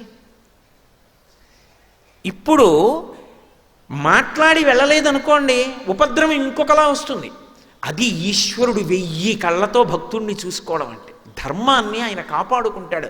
అందుకు కదూ హనుమ అంతటి వారు నిర్వేదానికి లోనై శరీరం వదిలిపెట్టేస్తాను, హస్తాదానో ముఖాదానో నియతో వృక్షమూలిక వానప్రస్థో గమిష్యామి దృష్ట్వాజనకాత్మజాం, నేను ఇక్కడే ఉండి శరీరం వదిలేస్తానంటే అకస్మాత్తుగా ఆయనకు ఆ ఆలోచన వచ్చింది. వినాశే బహవో దోషాః జీవన్ భద్రాణి పశ్యతి. చచ్చిపోయి గొప్ప కాదు, బ్రతికుండి సాధించాలి. సంపాతి చెప్పిన వాక్యం నిజం. మళ్ళీ అన్వేషణ చేసి సీతాదర్శనం చేశారు కదా. అలాగే ఆ తల్లి చాలా పిడుగులాంటి మాట అంది. పతివ్రతాత్వం విఫలమ్మమేదం కృతం కృతఘ్నేష్వివ మనుషాణం. ఇంత కష్టం అసలు ఎందుకు వచ్చింది? వెంటనే ఆవిడ తన దోషం ఏమిటో గుర్తించింది. ఇది నిజమైనటువంటి భక్తుడికి ఉండేటటువంటి లక్షణం. ఎక్కడ దోషం జరిగిందో గుర్తుపట్టగలిగినటువంటి బుద్ధి ప్రచోదనాన్ని ఈశ్వరుడు ఇస్తాడు. ఆవిడంది, నూనం సకాలో మృగరూపధారి మామల్ప భాగ్యాం లులుభే తదానీం యత్రార్యపుత్ర విసర్జ్యమూఢా రామానుజం లక్ష్మణపూర్వజంచ. ఒక్క మహర్షికి చెల్లింది. ఇటువంటి రామాయణాది కావ్యాలకి మనం వారసులం అవడం ఎంత భాగ్యం అండి. నిజంగా ఈశ్వరుడు అనుగ్రహం అలా పుట్టించాడు మన్ని. ఆవిడంటుంది, నూనం సకాలో మృగరూపధారి మామల్ప భాగ్యాం లులుభే తదానీం. నాకు కాలము లౌల్యాన్ని కల్పించింది, లోభత్వాన్ని కల్పించింది. రాముడు వినా నాకు ఇంకేం అక్కర్లేదన్నాను ఒకప్పుడు. రాముడు అరణ్యవాసానికి బయలుదేరుతున్నప్పుడు రాముడు నిన్ను తీసుకెళ్ళను అన్నాడు సీతమ్మని. ఎన్నో కారణాలు చెప్పాడు. ఆవిడ ఒక పెద్ద మాట చెప్పింది. ఆవిడంది, నా తంత్రి వజ్యతే వీణ నా చక్రో వర్తతే రథ నాపతి సుఖమే దేత యస్యాదపి శతాత్మజ అని. భరతుడున్నాడు, శత్రుఘ్నుడున్నాడు, దశరథ మహారాజు గారు ఉన్నారు, కౌసల్య సుమిత్ర కైకేయి ఉన్నారంటావేం రామా? అసలు ఒక కులకాంతకి భర్త పక్కన ఉండడమే సంతోషం అంతే. నా తంత్రి వజ్యతే వీణ, వీణ తీగలు గోటి చేత పెనగి పెనగి మోగుతాయి, కానీ వీణ తీగలు మోగుతున్నాయి అనరు, వీణ మోగుతోందంటారు. నా చక్రో వర్తతే రథ, రథచక్రములు ముళ్ళ మించి అశుద్ధం మించి మలమూత్రముల మించి రాళ్ల మించి వెడతాయి, రథచక్రములు వెడుతున్నాయి అనరు, రథం వెడుతోందంటారు. భర్త ఎంతో కష్టపడి జీవితంలో కీర్తి ప్రతిష్టలు సంపాదించుకుని ఆర్జన చేసి తెస్తాడు. ఆయన ఇల్లాలుగా ఎంతో ఖ్యాతి పొందుతూ ఉంటుంది భార్య. భర్త పక్కన లేకపోతే 100 కొడుకులు అమ్మ మీద ఎంత భక్తి కలిగిన వాళ్ళంటే, అమ్మ నిద్ర మంచం మించి లేచి కాలు కింద పెడుతున్నప్పుడు మా అమ్మగారి కాళ్ళు నేల మీద పెట్టి నడవడం ఏమిటని 100 కొడుకులు తమ అరచేతులు నేల మీద పరచి అరచేతులలో ఆమె చేత కాళ్ళు వేయించి నడిపించగలిగినంత ప్రేమైకమూర్తులైన కొడుకులు ఉన్నప్పటికీ కూడా భర్త వలన వచ్చినటువంటి సుఖ సంతోషములు భార్యకి ఇతరుల వలన కలగవు రామ. నాకు నువ్వున్నదే అయోధ్య, నీతో ఉండడం సంతోషం, నేను ఇక్కడ ఉండనంది అన్న ఆవిడ. లక్ష్మణస్వామి అంత చెప్పారు, వద్దమ్మా వదినమ్మా నా మాట వినమ్మా, ఇది రాక్షసమాయమ్మా, మారీచుడు తిరుగుతున్నాడు దగ్గరలో, వాడు చాలా ప్రమాదకారి, నా మాట విను, వద్దమ్మా వద్దమ్మా అని చెప్పారు. 14 ఏళ్ల అరణ్యవాసంలో 13 సంవత్సరములో ఆవిడ అడిగింది లేదు, రామాయణంలో ఎక్కడా లేదు. పైగా అసలు అంతఃపురానికి వెళ్ళగానే సుమంత్రుడు కౌసల్య దశరథుడు అడిగిన మొదటి మాట ఏమిటంటే మా కోడలు ఎలా ఉందని అడిగారు. ఒకటి ప్రేమ, రెండు అక్కడికి వెళ్ళిన తర్వాత ఏమిటో మన కర్మ ఏమిటో మన కర్మ అని మొదలు పెడితే అసలు రాముడు ఎలా ఊంచుకుంటాడు. మా కోడలు ఎలా ఉందని అడిగితే ఒకటే చెప్పాడు సుమంత్రుడు, బాలేన రమతే సీత బాలచంద్ర నిభానన రామ రామే హ్యదీనాత్మ విజనేపి వనేసతి అని చెప్పాడు అయోధ్యకాండలో. బాలేన రమతే సీత, బాల ఎలా ఆడుకుంటుందో రాముడు పక్కనున్నాడు అని చెప్పి సీతమ్మ అలా ఆడుకుంటోంది అడవిలో. తండ్రి చిన్న పిల్లల్ని ఏదో ఓ పార్క్కి తీసుకెళ్ళాడు అనుకోండి, నాన్నగారు అక్కడ కూర్చుంటే పిల్లలు ఆడుకుంటుంటారు, ఆడుకుంటూ ఇలా చూసుకుంటూ ఉంటారు. నాన్నగారు కనపడలేదనుకోండి, అక్కడ ఒక్కసారి ఆట ఆపేసి నాన్నగారండి అని ఏడుస్తూ వచ్చేస్తారు. బాలేన రమతే సీత బాలచంద్ర నిభానన, సీతమ్మ అలా ఎందుకు ఆడుకుంటోందో తెలుసా? రాముడు ఉన్నాడు కాబట్టి. భౌతికంలో అంతఃపురం లేదు, ఐశ్వర్యం లేదు, రాముడు ఉన్నాడు చాలా ఆవిడికి. అంతటి మహాపతివ్రత నూనం సకాలో మృగరూపధారి మామల్ప భాగ్యాం లులుభే తదానీం. 13 ఏళ్ళు ఓపిక పట్టిన దాన్ని 14వ ఏడు ప్రారంభంలో జింక మీద కోరికుట్టిందా? వద్దమ్మా వద్దమ్మా వద్దమ్మా తల కొట్టుకున్నాడా లక్ష్మణస్వామి. కాదు, జింకని తేకపోతే చర్మం అన్నా కావాలన్నానా? నా మాట విని రాముడు వెళ్ళిపోయాడు. ఆయన తప్పేముంది? నేనంత హఠం చేస్తే వద్దు జింకని, ఇప్పుడు దాని వెంట వెళ్ళడం కష్టం అంటే ఏమో తర్వాత మాట ఏముందునో అన్నా తప్పేముంది? స్వాతంత్ర్యం ఉండదు మరి భార్యాభర్తల మధ్య. భార్యకి కోపం వచ్చిందనుకోండి, ఎవరినంటుంది? అన్నీ నమ్ముకుని, ఆయనే అన్నీ నమ్ముకుని వచ్చినటువంటి భార్య చాలా చిరాకు వచ్చిందనుకోండి, భర్తనే అంటుంది నా కర్మ మిమ్మల్ని కట్టుకోవడం అంటుంది. వెంటనే గుండెలు బాధేసుకోకూడదు. ఎంత పిచ్చో, అన్నీ నేనే కదూ, నన్ను కాకపోతే ఎవరినంటుంది అని చిన్న నవ్వు నవ్వి సేద తీర్చినవాడు భర్త. వెంటనే దాని వాక్యార్థం తీసుకుని మూతి తిప్పుకుంటే భర్త ఎందుకు అవుతాడు? భర్తృత్వానికి అర్హత లేనివాడు అవుతాడు. వయస్సు వచ్చిందేమో కానీ భర్త స్థానంలో కూర్చోవడానికి అర్హత పొందినవాడు కాడు, ఇంకా పరిణతి పొందలేదని గుర్తు. నేను అందుకే అన్న దాంపత్యం అంటే రామాయణంలోంచి చదివి నేర్చుకోవాలి అసలు. కాబట్టి ఆ తల్లి స్వతంత్రంగా అడగదు. మరి అడిగింది జింక చర్మం తెమ్మని, మంచి విలుకాడు కదా అని. ఒకవేళ తేకపోతే అది ఇంతోటి జింకని కొట్టడం మీకు పెద్ద కష్టమా? ఇంతలోనే రాక్షసులు ఎత్తుకుపోతారా నన్ను? లక్ష్మణస్వామి లేడా? మీకు వినపడదా? మీరు రారా? మీరు ఎక్కడ నిలబడి బాణం వేయలేరు అని అడగదావిడే. అందుకని ఆయన వెళ్ళాడు. నేనేనా పంపించింది? ఇప్పుడు ఆవిడ అంతరాత్మ పరిశీలనం చేసుకుంటారు. పరిశీలనం చేసుకుని నూనం సకాలో మృగరూపధారి, కాలమే మృగరూపంలో వచ్చింది, నేను అల్పభాగ్యం ఉన్నదాన్ని అని నాకు గుర్తు చేయడానికి. రాముడితో గడిపింది అల్పభాగ్యం. ఎందుకో తెలుసా? సంతోషంగా ఉన్న కాలం చాలా సరదాగా వెళ్ళిపోతుంది, ఇట్టే అయిపోతాయి రోజులు. చాలా కష్టపడ్డ రోజులు భారంగా పెడతాయి, కాలం దొరలనట్లుగా అనిపిస్తుంది. అబ్బా ఏమిటో అసలు నడవట్లేదు కాలం అనిపించేస్తుంది. ఆ మనస్సులో కష్టం ఉంటే అది 13 ఏళ్ళు ఆవిడ అనుభవించింది. 14వ ఏడు పూర్తవలేదు, 10 నెలలే అయింది. కానీ అది అల్పభాగ్యం ఉంటుంది. ఎందుకని 10 నెలల కష్టం ఆవిడికి ఎంత తప్పు చేసేసిందో గుర్తొస్తుంది. మా అల్పభాగ్యం లులుభే తదానీం, ఆ కాలం నన్ను లోభపెట్టేసింది. ఆ ప్రత్యేకమైన సమయం ఉందే, ఆ కాలము ఈశ్వర స్వరూపం. కాలోహి బలవాన్ కర్త సతతం సుఖదుఃఖయో నరాణాం పరతంత్రాణం పుణ్యపాపానుయోగత అంటాడు వ్యాసుడు దేవీ భాగవతంలో. కాలమే పుణ్యపాపములకు ఫలితాన్ని సుఖదుఖాల రూపంలో ఇవ్వవలసి వచ్చినప్పుడు ఆ క్షణంలో ఆ దుఃఖం పొందడానికి అనువైనటువంటి కార్యం చెయ్యి అని చెప్పి ప్రకోపింపచేసి బుద్ధిని తప్పు చేయిస్తుంది, లేదా తప్పుగా 10 మందికి కనపడే పని చేయిస్తుంది. కాబట్టి దాని పర్యవసానం కొంతకాలం దుఃఖం అనుభవించవలసి ఉంటుంది. కానీ నమ్ముకుని నిలబడ్డవాడు పాడవడన్నది మాత్రం మీరు ఎప్పుడు జ్ఞాపకం పెట్టుకోవలసి ఉంటుంది. కాబట్టి లులుభే తదానీం యత్రార్యపుత్ర విసర్జ్య మూఢా, ఎంత అద్భుతంగా చెప్తోందో చూడండి. మూఢురాలనై ఆర్యపుత్రుణ్ణి విడిచిపెట్టేశాను. అయితే నేను రాముణ్ణి అలా పంపినా నేను రాముడికి దూరం కాను. నేను అరణ్యవాసానికి, అసలు ఈ లంకాపట్టణానికి వచ్చేటటువంటి అవకాశం లేదు. ఎందుకంటే నేను రాముణ్ణి పంపానేమో కానీ రాముడు నన్ను వదిలి వెళ్ళలేదు. నేను ఎప్పుడూ తన సొత్తుగా ఉండడానికి తగిన ఏర్పాటు ఆయన చేసే వెళ్ళాడు. ఆయన కూడా కొంచెం నా గురించి ఆలోచించి ఉండవలసింది అన్న మాటకి అవకాశం రాముడు ఇవ్వలేదు. అది ఎంత ఒత్తిడిలో ఉన్నా తన ధర్మం తాను చూస్తాడు. భర్తృధర్మం నిర్వర్తించాడు. లక్ష్మణస్వామి చెప్పాడు కదా, మాట వినడం అంత గొప్పది. మనిషికి జీవితంలో అన్నిటికన్నా వరం ఏమిటంటే మాట వినగలిగినటువంటి లక్షణం. తనకి తెలియకపోవడం తప్పు కాదు, కానీ ఒకరు చెప్తే వినకపోతే మాత్రం చాలా భయంకరమైనటువంటి దోషం. అందుకే మారీచుడు అరణ్యకాండలో రావణాసురుడితో మాట్లాడుతూ ఒక మాట అంటాడు, ఒరేయ్ నాయనా, ప్రియంగా మాట్లాడేవాళ్ళు లోకంలో ఎక్కడికి వెళ్ళినా దొరుకుతారు, కానీ పైకి ప్రియంగా లేకపోయినా మన అభ్యున్నతి కొరకు కఠినంగానైనా మాట్లాడేవాడు కోట్ల మందిలో ఎవడో ఒక్కడే ఉంటాడు.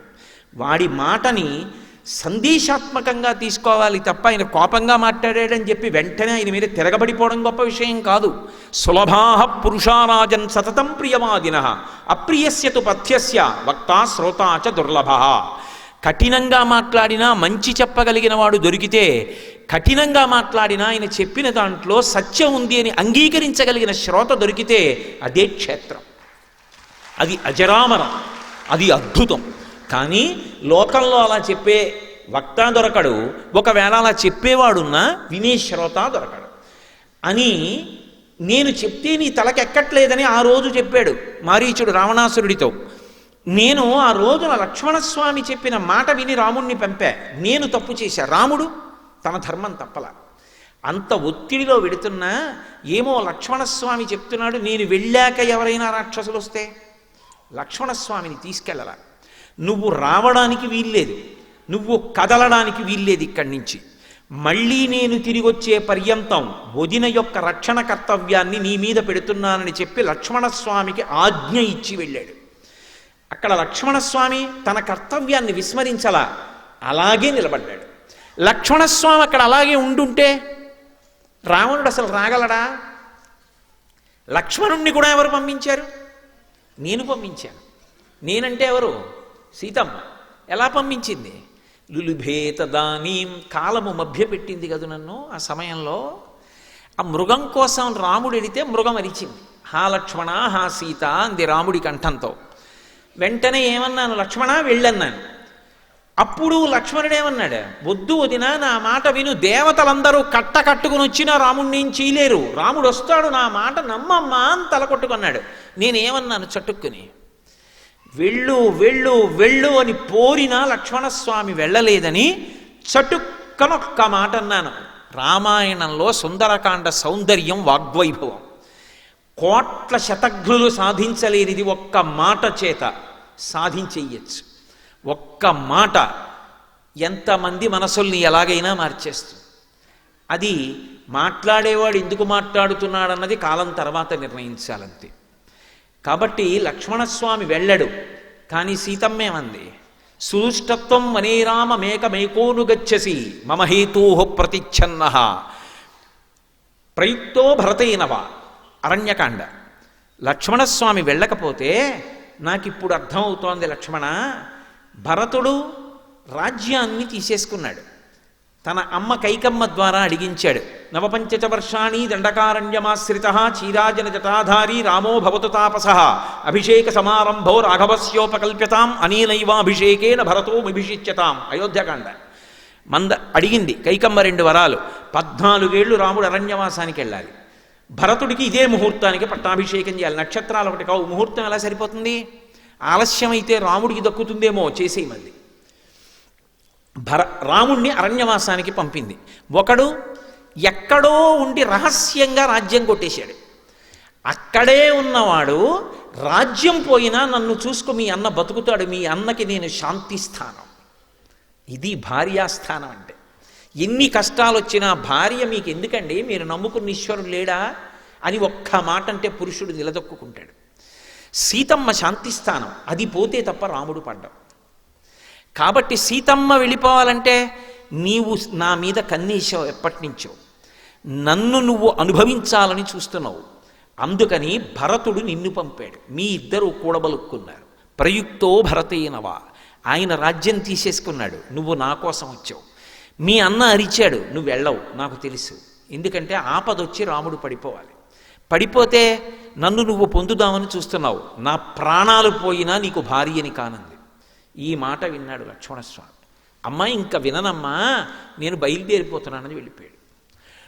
పాము ఎలా వెళ్ళిపోతుందో అలా ముక్కుతూ మూల్గుతూ ఏడుస్తూ కళ్ళు తుడుచుకుంటూ వెళ్ళిపోయాడు.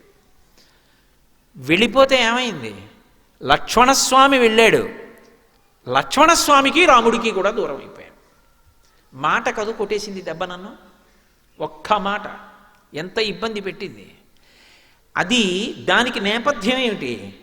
ఇంత కష్టాలు పడ్డానికి కాలం నాకు మోహాన్ని లోభాన్ని కుదిర్చింది. ఒక మృగమునందు ఒక జింక ఏం చేసుకుంటాను ఇప్పుడు? ఆ జింక కాదు, 1000 జింకలు అటువంటివి తెచ్చిస్తే నాకు ఆనందం ఉందా? ప్రమదావనంలోనే పెట్టాడు, అక్కడ తిరుగుతుంటాయి 7 జింకలు. ఏమి సంతోషం పొందుతాను? రాముడే కావాలి రాముడే కావాలన్నదాన్ని రాముణ్ణి జింక కోసం పంపి ఒక్క 5 నిమిషాలు ఓర్చకుండా అంత సేవ చేశాడే. మామగారు దశరథ మహారాజు గారు కట్టిన పట్టుపుట్టం కట్టకుండా ఉండడానికి అరణ్యవాసంలో ఎన్ని పట్టుపుట్టాలు కావాలో అన్నిటినీ కావడికి ఎత్తితే మోసుకొచ్చాడు అరణ్యంలో మహానుభావుడు. అగ్రత ప్రయయౌ రామ మధ్యే సీత సుమధ్యమా పృష్ఠతస్తు ధనుష్పాణి లక్ష్మణో అనుజకామ అని అయోధ్యకాండ. ముందు రాముడు నడుస్తుంటే మధ్యలో సీతమ్మ నడిస్తే వెనక నుంచి ఏమైనా ఆపదొస్తుందని వెనక లక్ష్మణస్వామి నడిచాడు. అంతటి పరమభక్తుడు. అటువంటి వాణ్ణి చటుక్కిన మాటన్నానే కట్టి కొడపట్లా, ఇబ్బంది పెట్లా, నన్ను రాలా అరణ్యవాసానికి. అంతఃపరిశీలనం చేసుకుని అది నిజంగా తను చేసిన తప్పు కాకపోయినా పరిస్థితులలో సీతమ్మ అలా మాట్లాడడం తప్పని నిర్ధారించడం కూడా సాధ్యం కాదు. ఎందుకో తెలుసా? ఆవిడికి భర్త ప్రాణం అయినప్పుడు భర్త అలా హా సీత హా లక్ష్మణ అని ఆయన కంఠం వినపడితే ఏ భార్య వెళ్ళమని అందం? వెళ్ళకపోతే ఏమంటే వెళ్ళిపోతాడో ఆ మాట అనేసింది. ఆవిడికి కావలసింది వెళ్ళిపోయి రాముడిని ఆదుకోవాలి. నిజంగా లక్ష్మణస్వామిని అనాలని కాదు, కానీ అనరాని మాట అనేసింది. అనేసిన తర్వాత లక్ష్మణస్వామి వెళ్ళిపోయాడు. రామానుజం రాముడి తమ్ముడు వెళ్ళిపోయాడు. లక్ష్మణ పూర్వజంచ లక్ష్మణుడికి ముందు పుట్టిన వాడికి దూరం అయిపోయాడు. ఇప్పుడు ఆవిడ అంతఃపరిశీలనం చేసుకుంది. నిజమే, తప్పు చేశాను, కానీ తద్దోషానికి ఎంత కష్టపడ్డాను. 10 నెలల నుంచి నా కష్టం చెప్పుకోవడానికి మనిషి లేడే. అయినా మనసులో కూడా ఎన్నడూ రామ పాదములను విస్మరించలేదు. మరి ఇంత కష్టపడితే అనన్య దైవత్వమియం క్షమాచ భూమౌచ చెయ్యా నియమశ్చ ధర్మే పతివ్రతాత్వం విఫలం మమేదం కృతం కృతఘ్నేష్వ మనుషాణం. చేసిన తప్పుకు ఫలితం ఉంటే చేసిన ఉపాసనకు ఫలితం ఏది? మరి పడ్డ పరివేదనకి ఫలితం ఏది? అది లేనప్పుడు నేను దీన్ని ఎందుకు నమ్మాలి? నేను దీన్ని నమ్మకపోతే ఏం చెయ్యాలి? నిజానికి ఆవిడలో ఉన్నటువంటి ధర్మం మరొక నిర్ణయం చేసుకునేటట్టు చెయ్యదు. కాబట్టి ఈ శరీరంతో ఉండదు, అసలుకి అనవసరం. ఈ శరీరంతో ఉంటే ఏమవ్వాలి? కష్టాలు పడాలి. ఇక్కడ ఏమిటి? నేను కోరుకున్న బ్రతుకు ఇవ్వడు రావణుడు. నేను కోరుకున్న బ్రతుకునివ్వడానికి నమ్ముకున్నవాడు రాడు. నేను కష్టాలు పడుతూ ఉండలేను. కష్టాలన్నీ దేనివి? మనసువి, శరీరానివి కూడా. ఈ శరీరమే నశించిపోతే గొడవే లేదు. అంటే ఆత్మహత్య చేసుకోవడం తప్పని సీతమ్మకి తెలీదా? ఆవిడకి బాగా తెలుసు శాస్త్రం. కానీ ఆవిడ ఎందు అటువంటి సన్నివేశం వైపుకి నడిచేటట్టుగా బుద్ధి కలగలేదనుకోండి, ఆ రోజునే కలగలేదనుకోండి, పెద్ద ప్రమాదం ఒకటి ఉంది కాలంలో. ఇది హనుమ వచ్చిన రోజునే కలగాల అండి ఈ ఆలోచన. అంటే హనుమ వెళ్ళిపోయిన తర్వాత కలిగితే రామాయణం ఏమైపోతుంది? ఆవిడ ఊరిపోసేసుకుంటే. ఆవిడ ఓ మాట ఉంది, రాక్షసత్వం అన్న మాటకి పరాకాష్ట ఏమిటంటే, నేను ఎలా బ్రతుకుదాం అనుకుంటున్నానో అలా బ్రతకనివ్వడు. నేను ఇలా బ్రతకలేని చచ్చిపోదామంటే చచ్చిపోవడానికి ఓ శస్త్రం పట్టుకొచ్చి ఓ కత్తి ఇవ్వరు, విషం ఇవ్వరు. చచ్చిపోవడానికి వీల్లేదు, తాను కోరుకున్నట్టు బ్రతకడానికి వీల్లేదు. ఈ రెండిటి మధ్య నలిపేవాడేవాడు రావణుడు. అది వాడి రాక్షసత్వం. కాబట్టి నేను ఉండను ఈ శరీరంతో. మరి ఎలా చచ్చిపోవాలి అంటే, ఇప్పుడు మీరు ఒకటి బాగా గమనించండి. ఆవిడికి ఆలోచన ఇవ్వాలే వచ్చింది కాబట్టి, హనుమ వచ్చిన రోజునే వచ్చింది కాబట్టి, మాట్లాడడానికి ఉపశాంతిని ఇవ్వడానికి హనుమ ఉన్నారు. ఆ ఆలోచన తర్వాత రాకూడదు, ఇవ్వాలే రావాలి. ఎందుకంటే నచ్చ చెప్పేవాడు పైన కూర్చుని ఉన్నాడు. 2 ఆయన ప్రయోజనం అవుతుంది. ఆయన మౌనంగా బాధపడుతున్నాడు. ఎలా అసలు ఈవిడితో మాట్లాడడం, ఏమని మొదలెట్టాలి? చూడండి, లోకంలో మాట అంటారు, వేటుపడ్డ ప్రాణం అండి ఆవిడిది పాపం అంటారు. అందరూ మోసం చేసేసారనుకోండి. నేను ఈ మాట అంటే నాకు ఒక విషయం జ్ఞాపకం వస్తుంటుంది. సాధారణంగా మా ఇంటికి ఏదో పాపం నా మీద గౌరవంతోటో ప్రేమ చేతో నన్ను చూడడానికి వస్తూ ఉంటారు చాలామంది. అదేం నేను గొప్పగా చెప్పుకోవట్లేదు సుమండి, వాళ్ళ గొప్పతనం అది. ఏదో 4 మాటలు రామాయణం గురించి ఏదో చెప్పాడని వస్తూ ఉంటారు. ఆ వచ్చిన వాళ్ళు సాధారణంగా అయ్యా మీకు నమస్కారం అని, ఎక్కువ మంది నా భార్యని మా కోడలంటారు. పెద్దవాళ్ళు వస్తే మా అబ్బాయి లాంటి వారు మీరు అంటారు. నేను చాలా సంతోషిస్తుంటా, పోన్లే మా అమ్మ శరీరంతో లేకపోయినా ఇంతమంది రూపంలో మా అమ్మ నన్ను పలకరిస్తుంటుంది అని సంతోషిస్తుంటా. ఒక ఆవిడ మా ఇంటికి వచ్చారు రోజున. నాయన నిన్ను అల్లుడు అంటాను, నీకేమైనా అభ్యంతరం అన్నారు. నేను కొంచెం తెల్లబోయా. అలా ఎవరు అనరు, మా ఆవిడ్ని కూతురని నన్ను అల్లుడిని అనరు, నన్ను కొడుకు అంటారు ఎవరైనా. ఇదేమిటి ఈవిడ తిరగేసి అన్నారు, ఇందులో ఏదో చమత్కారం ఉంది, తెలుసుకోవాల్సిన విషయం అనుకుని, ఏమమ్మా కొడుకని ఎందుకు అనుకోకూడదన్నాను. అంటే ఆవిడంది, నా మనసు వేటు పడిందయా కొడుకుతో. ఏమమ్మా అన్నాను. నాకు పెద్ద ఇల్లు ఉండేది నాయన, ఒక్కడే కొడుకు, ఎంతో కష్టపడి పెంచి పెద్ద చేశాను. నా కొడుక్కి కోడలికి నేను ఉండడం ఇష్టం లేదు. ఒకప్పుడు నేను జ్వరంతో ఉన్నప్పుడు అమ్మ ఇంటి పన్ను తగ్గించడానికి కాగితం పెడుతున్నాను, కొంచెం సంతకాలు పెట్టన్నాడు, సంతకాలు పెట్టాను కొడుకు కదా అని. వాడి పేరు మీద ఇల్లు రాయించుకుని నన్ను బయటికి గెంటేశాడు నాయన. కూతురు చూస్తోంది, కూతురు దగ్గర ఉంటున్నాను ఇప్పుడు, అందుకే నాకు ఎవరిని కొడుకు అనాలనిపించట్లేదు, నా మనసు వీటు పడిపోయింది, అల్లుడు అంటాను నాయన. నేను తెల్లబోయాను, అసలు నాకు నోట మాట రాలేదు, ఇలా కూడా ఉంటుందా ప్రపంచకంలోనూ అని. వేటు పడిపోయిందంటాడు. అంటే మోసం మీద మోసం, మోసం మీద మోసం చేస్తున్నారనుకోండి, అది ఎవరిని చూసినా నమ్మరు. ఇప్పుడు ఆవిడ మనస్థితి హనుమ గమనించారు. ఈవిడ ఎవరిని నమ్మే స్థితిలో లేదు. ఎవరైనా రావణాసురుడే అలా వచ్చాడేమో, ఎందుకంటే ఎవరిని చూస్తే మనం నమ్మి తీరుతామో లోకంలో, అది కాషాయ వస్త్రం. కాషాయ వస్త్రం అంటే నకర్మణాన ప్రజయా ధనీన త్యాగే నైకే అమృతత్వమానసహు. అటువంటి కాషాయం బట్ట కట్టుకున్న వ్యక్తి కనపడితే ఈయన వలన మనకి ఏ అపకారం ఉండదో అని వెంటనే నమ్ముతాం. ఈ దేశానికి ఉన్న గొప్పతనం అది. అటువంటిది కాషాయం బట్ట కట్టుకుని వచ్చి అపహరించాడు ఆవిడ్ని, పరివ్రాజకుడిగా వచ్చి అపహరించాడు. ఇప్పుడు ఆవిడ మనసు ఎంత వేటు పడిపోయి ఉంటుంటుంది. పైగా అసలు మాట్లాడడానికి మనిషి లేడు, ఆ పిరికితనం ఎంత ఎక్కువైపోయి ఉంటుంది. రామకథా సౌందర్యంగా ఆలోచించండి. ఆవిడ లోకమాత, ఆవిడ లక్ష్మీదేవి, ఆవిడ లలితాదేవి, అవి కాసేపు పక్కన పెట్టండి. రామకథా సౌందర్యంగా ఆలోచించండి. ఇప్పుడు ఇవాళ నేను వెళ్ళిపోతే రేపొద్దున్న ఎప్పుడైనా ఈ ఆలోచన వస్తే, నేను మీతో అన్నాను కదా, ఆపద ఇవ్వవలసిన వాడు ఆపద రాకుండా ముందు ఆలోచించాలి, అది భగవంతుడంటే. ఆవిడికి ఇప్పుడు ఇంత పెద్ద ఆలోచన వచ్చేసింది. పతివ్రతాత్వం విఫలం మమేదం కృతం కృతఘ్నీష్వ మనుషాణం అని. ఈ ఆలోచన ఇవ్వాలే వస్తే హనుమ ఉండగా హనుమ జోక్యం చేసుకుని శాంతినిచ్చి పెడతారు. ఆ తర్వాత అటువంటి ఆలోచన రాదు. 2, హనుమకి మాట్లాడడానికో మంచి అవకాశం తనంత తాను అకస్మాత్తుగా వచ్చేస్తుంది. మాట్లాడి ఉంగరం ఇవ్వాలి తప్ప మాట్లాడకుండా చటుక్కున ఉంగరం ఇస్తే ఆవిడ నమ్మే స్థితిలో లేదన్న విషయం హనుమకు అర్థమవుతోంది. ఇది సౌందర్యం సుందరకాండలో.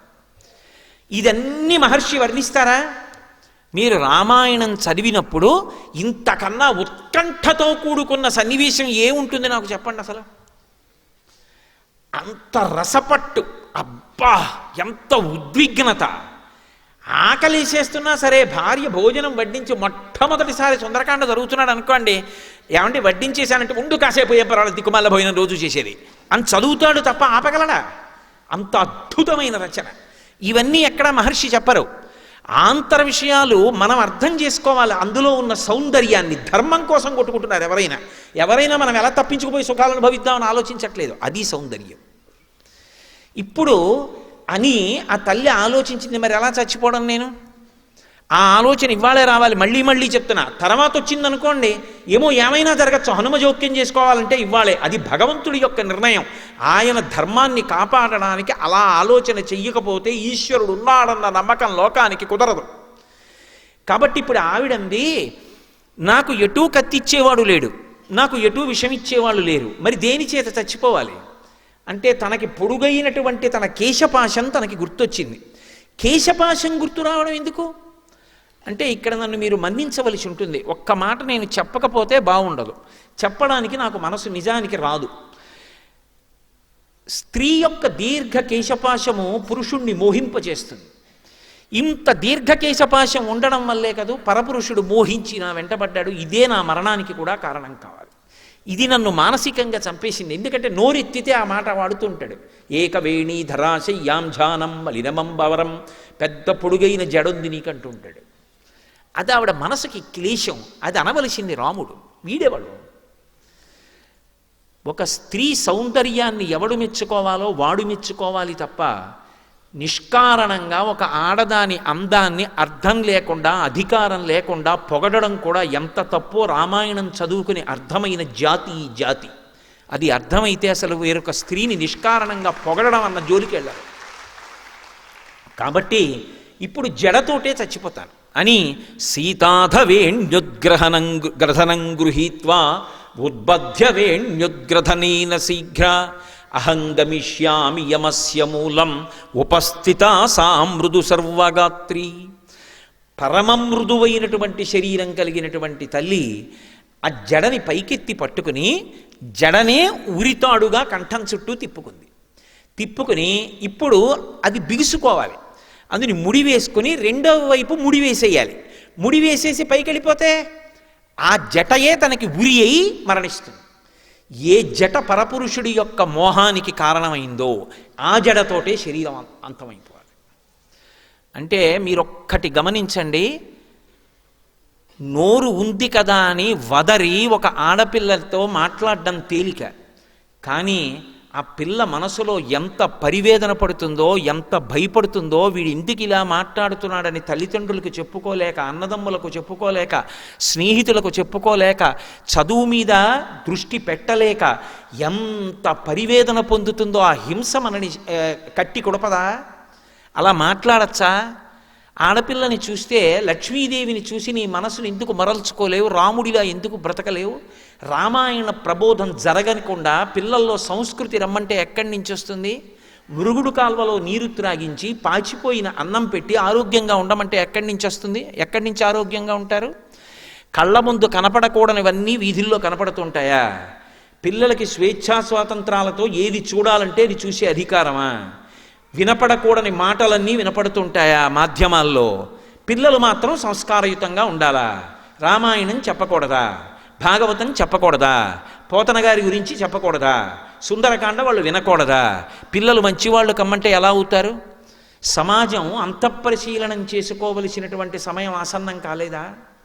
ఏవి అందించాలో అవి అందించడం సమాజంలో పెద్దల కర్తవ్యం కాదా? పెద్దలు అలా కర్తవ్యాన్ని ఆలోచించట్లేదని నేను అంటలేదు. పరివేదన కలిగినటువంటి వ్యక్తి చటుక్కున అండంలో దోషం మాత్రం లేదు అని నేను అనుకుంటున్నాను. కాబట్టి ఆ తల్లి, నేను ఈ పూసినటువంటి శించుపావృక్షపు కొమ్మను ఉంచి కిందకి దానికే జట కట్టేసుకుంటాను. ఎలాగో ఉపవాస కృషాం దీనాం విశ్వసంతీం పునఃపునః, ఎలాగో శరీరం కృషించిపోయిందిగా, ఆ కొమ్మ చటుక్కున పైకి వెళ్ళిపోతుంది చెయ్యి వదిలేసినప్పుడు. వెళ్ళిపోతే ఈ జట బిగుసుకుపోతే ఆ జటకే వేలాడిపోతాను, శరీరం అంతమైపోతుంది. ఉరిపోసుకోవడం పరమ తప్పు, ఆత్మహత్య చేసుకోకూడదు అన్నది ఆవిడికి తెలియదా? ఆవిడికి తెలుసు. కానీ ఆవిడకి అలా చేసుకోవాలన్న ఆలోచన ఇవాళే వచ్చేటట్టు చేయడంలో గొప్పతనం ఈశ్వరుడు యందుంది. ఎందుకంటే హనుమ మాట్లాడడానికి ఇప్పుడు అవకాశం వచ్చింది. ఇప్పుడు ఆయన అనుకోని పరీక్ష ఆయనకు వచ్చింది. ఇప్పటి వరకు సీతమ్మ ఉరిపోసుకుంటోంది. అడిలిపోయిన వారు ఎవరంటే హనుమ. ఎందుకనంటే ఇదెక్కడి ప్రారంభం? సీతమ్మని చూద్దామని వచ్చాను, ఫలానా చోట ఉంది స్వామి అని వెళ్ళి చెప్పచ్చు అనుకున్నాను. తీరా వచ్చి చూసిన తర్వాత అమ్మ బాబోయ్, ఈవిడ పాతివ్రత్యం, ఈవిడ సౌందర్యం అంటే బాహ్య సౌందర్యం కాదు, అంతఃసౌందర్యం. ఆ మహాతల్లి ఆవిడ తేజస్సు చూసి విడిచిపెట్టి వెళ్ళలేక సన్నివేశం వెనక సన్నివేశం నడిచిపోతుంటే ఆకుల చాటున అలాగే ఉండిపోయాను, అలా చూస్తూ ఉండిపోయాను. ఇప్పుడు ఇది అనుకోని సంఘటన, ఈవిడ చనిపోతోంది. నేనేం చెయ్యాలి ఇప్పుడు?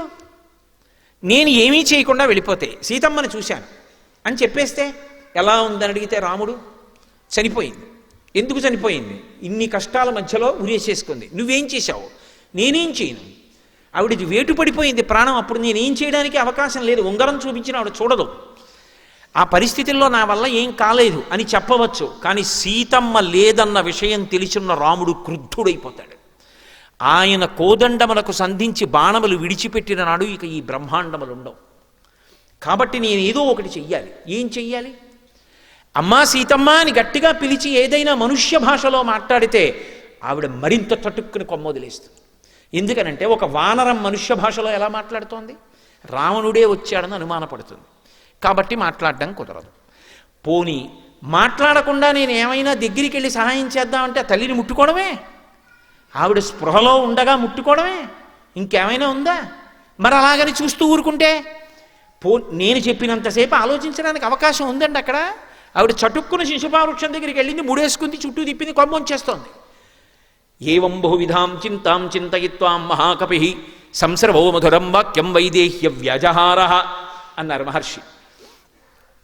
ఇంత నవవ్యాకరణ పండితుడు, ఇంత బుద్ధిమతాం వరిష్టం, ఇంత శీలవైభవం ఉన్నవాడు, ఇంత ఇంద్రియ నిగ్రహం ఉన్నవాడు, అంత గమనవేగం ఉన్నవాడు, అంత మనోజవం మరుతతుల్య వేగం జితేంద్రియం బుద్ధిమతాం వరిష్టం, ఇంతటి మహానుభావుడికి అసలు ఏం మాట్లాడాలో కూడా అర్థం కాలేదు, ఏం చెయ్యాలో అంతకన్నా అర్థం కాలేదు. ఆ కొమ్మల్లో గిరగిర తిరిగేశారు.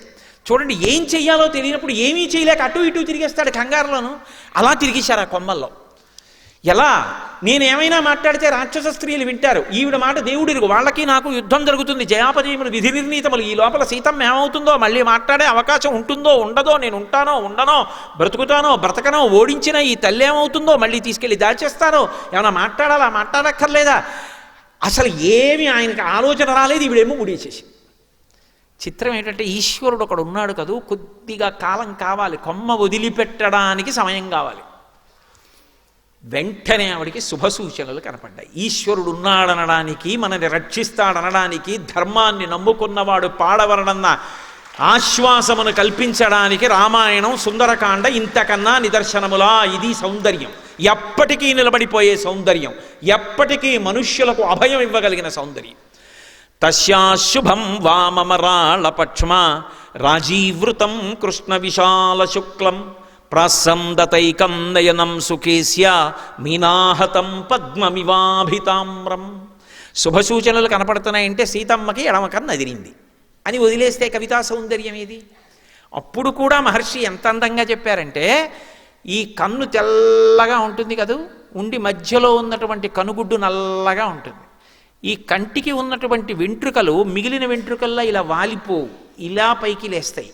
ఏదో శ్రీశైలంలో కృష్ణానది ఆనకట్ట మించి నీళ్లు వదిలితే ఇలా పడి ఇలా లేస్తే ఎలా ఉంటుందో అలా ఇలా ఉంటాయి ఆ ఆ కను రెప్పకున్న వెంట్రుకలు. సుజాత పక్ష్మా అభిరక్త కంఠీం అంటారు కదా, అలా ఉన్నటువంటి వెంట్రుకలతో కూడుకుని ఉన్నటువంటి ఆ తల్లి యొక్క ఎడమ కన్ను అదిరితే ఎలా ఉందంటేట, బాగా నీటితో నిండిపోయినటువంటి ఒక సరోవరం ఉంది. ఆ సరోవరంలో ఒక తామర పువ్వు పూసింది, పైన నీటి మీద తామర పువ్వు కనపడుతోంది, కాడ నీటి లోపల ఉంది. ఒక చేప నీటి లోపల ఈదుకుంటూ వెళ్ళిపోతోంది. వెళ్ళిపోతూ నీళ్లల్లోనే తామరకాడ పక్కకొచ్చి నించుంది. నించున్నప్పుడు తోక కొద్దిగా ఊపుతుంది, ఇలా మళ్ళీ కదిలి వెళ్ళిపోయేటప్పుడు గట్టిగా ఊపుతుంది. ఆ చేప కదిలి వెళ్ళిపోయే ముందు తోక గట్టిగా ఊపింది. ఆ ఊపిన తోక తామర పువ్వు కాడకి తగిలింది. కాడ నీళ్లల్లో ఊగింది, కానీ నీరు ఆ ఊపును ఆపింది. కొద్ది ఊపే పైకొచ్చింది. ఆ చిన్న ఊపికి పైనున్న తామర పువ్వు ఇలా అంది. అలా నీటి మీద తామర పువ్వు చేప తోక తగిలి ఊగితే ఎలా ఉంటుందో అమ్మవారి కన్ను కొట్టుకుంటే అలా కొట్టుకుంది. ఏమి కవితా సౌందర్యం, ఏమి ఊహ! ఆ సన్నివేశంలో ఇలా చెప్పగలగడం ఒక్క వాల్మీకి మహర్షికి చెల్లింది. ఇటువంటివన్నీ కోకొల్లలు సుందరకాండలో ఎన్నని నేను చూపించగలను. వెనక కథ తరుగుతూ ఉంటుంది, రేపటి రోజుతో ఆఖరు పూర్తి చెయ్యాలి. తస్యాశుభం వామమరాళపక్ష్మ రాజీవృతం కృష్ణ విశాల శుక్లం ప్రాసందతైకం నయనం సుకేస్య మీనాహతం పద్మమివాభితామ్రం. ఆ పువ్వు ఎలా కదులుతుందో అలా అమ్మవారి కన్ను కొట్టుకుందిట. కన్ను అదిరింది, ఎడమ భుజం అదిరింది, ఎడమ తొడ అదిరింది, కట్టుకున్న చీర కొద్దిగా జారినట్టు అనిపించింది. అమ్మవారికి వెంటనే ఆలోచన కలిగింది, కాదు నాకేదో శుభం ఉంది. త్రిజట చెప్పింది, ఇప్పుడు ఉరిపోసుకుందామంటే వద్దు అన్న సంకేతాలు కనపడుతున్నాయి. శకున శాస్త్రానికి ఒక ప్రామాణ్యం ఉంది. ఈశ్వరుడు హెచ్చరిక చేయవలసి వచ్చిందనుకోండి, శంఖచక్ర కథాపద్మాలు అట్టుకుని వచ్చి చెప్పడం, ఒక శకున రూపంలో చెప్తాడు. మీరు రామాయణాన్ని శకున శాస్త్రంగా చదివితే అంతా శకున శాస్త్రం. అందులో యుద్ధకాండలో ఒక్కొక్క వీరుడు బయటకు వస్తుంటే శకునాలు చూపిస్తారు. కాబట్టి నాకు శుభశకునాలు కనపడుతున్నాయే, నాకు ఇంకా ఏం శుభం మిగిలిందని కొద్దిగా ఆగింది. ఈలోగా పైనున్న ఆయనకి అవకాశం దక్కింది. చూడండి, చిన్న బ్రీదింగ్ టైం దొరికితే చాలండి అంటుంటాడు ఒక్కొక్కడు. అలా ఆయనకు కొద్దిగా సమయం దొరికింది. ఇప్పుడు ఆయన వెంటనే ఆలోచించాడు. ఇక్కడ మీరు ఒకటి గమనించాలి, హనుమ చెప్దామని చెప్పట్లేదు. ఆయనకు వచ్చిన ఆలోచన ఏమిటంటే, ఇప్పుడు ఈవిడ ఉరి పోసుకోకుండా ఆగాలంటే ఒక్కటే, రామ రామ రామ రామ రామ రామ అంటే అయిపోతుంది. ఎందుకంటే ఈవిడికి అసలు ఆ రామ అన్న నామం అన్నా రాముడు అన్న అంత భక్తి. అది వినపడితే చాలు. అది వినపడకి ఇలా అయిపోయింది. అది వినపడితే చాలు. చూడండి, ఓ మాట అంటుంటారు, ఈవిడికి మళ్ళీ అన్నదమ్ములు అక్క చెల్లెళ్ళు అందరూ కనపడి ఓ 10 రోజులు అందరిలో సరదాగా తిరిగితే ఆరోగ్యం వస్తుందండి. మానసికంగా బెంగపెట్టుకుంది, శారీరకంగా ఏం లేదు అంటారు. ఏదో పిల్ల పెళ్ళి కొత్తగా అమెరికా వెళ్ళిపోయింది అనుకోండి, ఓ 6 నెలలకి దిగులు పడిపోయింది అనుకోండి, ఆ పుట్టిల్లు అవి అన్నీ గుర్తొచ్చి ఒక్కసారి వాళ్ళ పుట్టింటికి పంపించండి, ఓ నెలలాళ్ళు వాళ్ళందరితో సరదాగా తిరిగి వచ్చేస్తే సంతోషంగా ఉంటుంది. అంటే మీరు లేకుండా ఎలా అంటే విసుక్కోకూడదు. ఎంత ఆర్ద్ర హృదయం. 6 నెలలైంది పెళ్ళయి, నన్ను వదిలి వెళ్ళలేదు. పాపం మనసులో పుట్టి పెరిగిన స్థలం కదా, దిక్కుమాలిన ఉద్యోగం కోసం వెంపర్లాడిపోక్కర్లేదు. ఓ నెల సెలవు పెట్టి తీసుకుని వెళ్ళాలి మళ్ళీ ఇండియా. అది కాదు భర్తృత్వం అంటే. అది లేకపోతే ఎలా భర్తృత్వం? కాబట్టి ఇప్పుడు ఆమెకి శుభం ఉన్నది అంటే రామకథ చెప్పాలి. ఆమె ప్రాణమంతా ఏమిటి? రాముడే. అందుకే కదూ అంది, అనన్య దైవత్వమియం క్షమాచ, నాకు దైవం అంటే రాముడే అంది.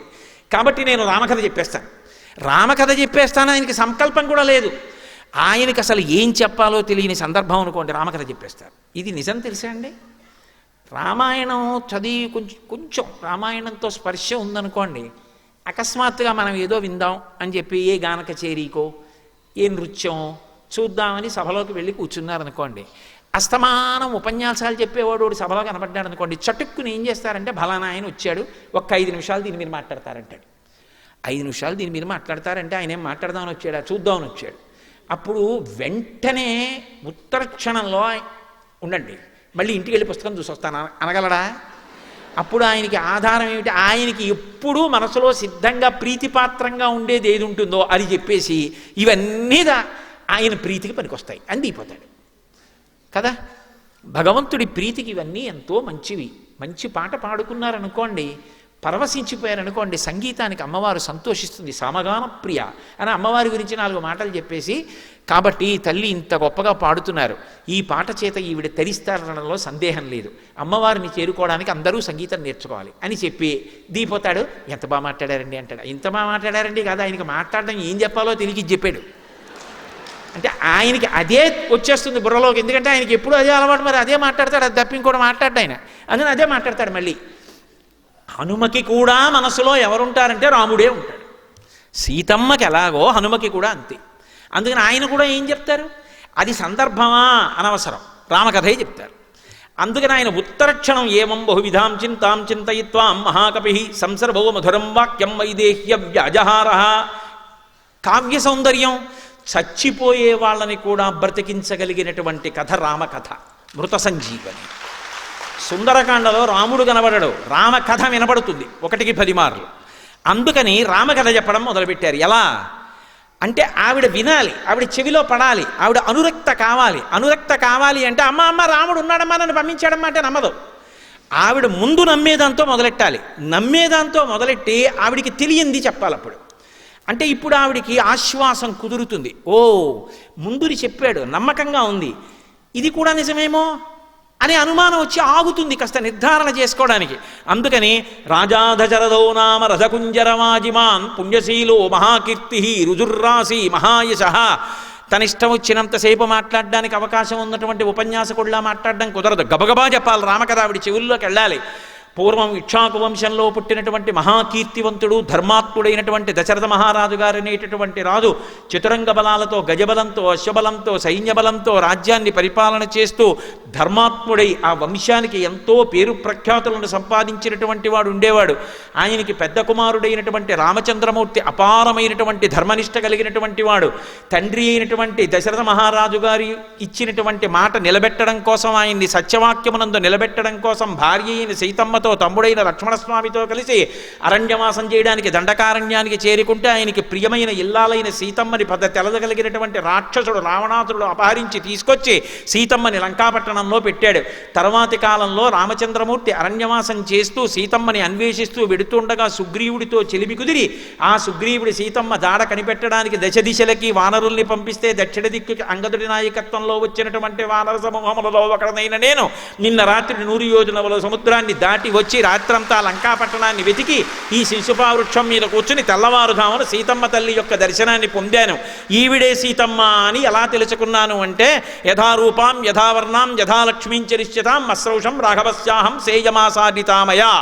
ఎటువంటి నగలు ఆవిడ ఒంటి మీద ఉంటాయని రాముడు చెప్పాడో, ఎటువంటి కాంతితో ఉంటుందని చెప్పాడో, ఎటువంటి లక్షణములతో ఉంటుందని చెప్పాడో అటువంటి లక్షణములు కలిగి ఇతపూర్వం కిష్కింధలో ఉన్నటువంటి నగలు ఇప్పుడు శరీరం మీద లేక, ఇప్పుడున్నటువంటి నగలు కిష్కింధలో మూటలో లేక, ఇంతకు ముందు పెట్టుకున్న నగల యొక్క మచ్చలు శరీరం మీద ఉండి కృషించి రాముడి కోసం ధ్యానం చేస్తున్న సీతమ్మను చూసి ఆమె యొక్క దర్శనమైందని పరమ సంతోషాన్ని పొంది నేను ఈ చెట్టు మీద కూర్చునున్నాను. ఇప్పటి వరకు చనిపోదాం అనుకున్న తల్లికి ఎప్పుడైతే రామకథ అకస్మాత్తుగా వినపడిందో ఆవిడ చటుక్కున ముడిప్పేసి ఎవడురా రామకథ చెప్పినవాడు, 10 నెలలైంది రామనామం వినపడలేదు, రామకథ వినపడలేదు, నా ప్రాణాలు నిలబడ్డాయి, అమృతం పోసినట్టుంది, ఎవడు నాకు ఈ కథ చెప్పినవాడు అని ఒక్కసారి ఆవిడ ఇలా తల పైకెత్తి కొమ్మలలోకి చూసింది. చూసేటప్పటికీ తత శాఖాంతరే లీనం దృష్ట్వా చలితమానస వేష్టితార్జున వస్త్రం తం విద్యుత్ సంఘాత పింగళం. బంగారు రంగుతో ఉన్నటువంటి కన్నులతో ఆ కొమ్మలలోంచి తెల్లటి బట్టలు కట్టుకుని కిందకి తొంగి చూస్తున్నారు హనుమ. దీన్ని సిద్ధిసర్గ అంటారు. హనుమ దర్శనం సీతమ్మకైనా కూడా సిద్ధిసర్గే, అత్యంత శక్తివంతం. దీన్ని కొనసాగించడానికి ముందు ఒక్క కొబ్బరికాయ కొట్టి నైవేద్యం చేసి అందరికీ హారతి చూపిస్తారు. కళ్ళకు అద్దుకున్న తర్వాత కొనసాగిస్తాను.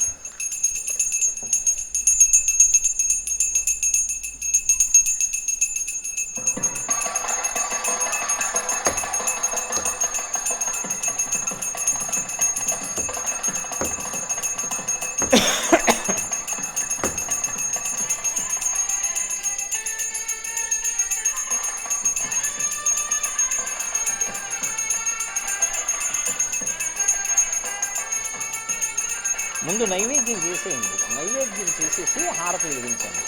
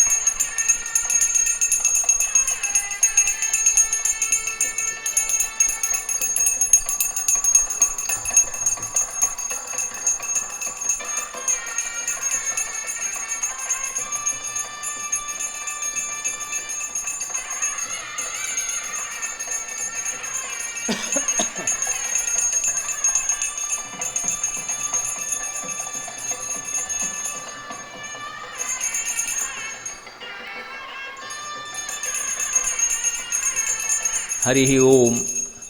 తతశాఖాంతరే లీనం దృష్ట్వా చలితమానస వేష్టితార్జున వస్త్రం తం విద్యుత్ సంఘాత పింగళం. పరాశర సంహితలో హనుమకి సంబంధించినటువంటి ఉపాసన రహస్యాలు చాలా చెప్తారు.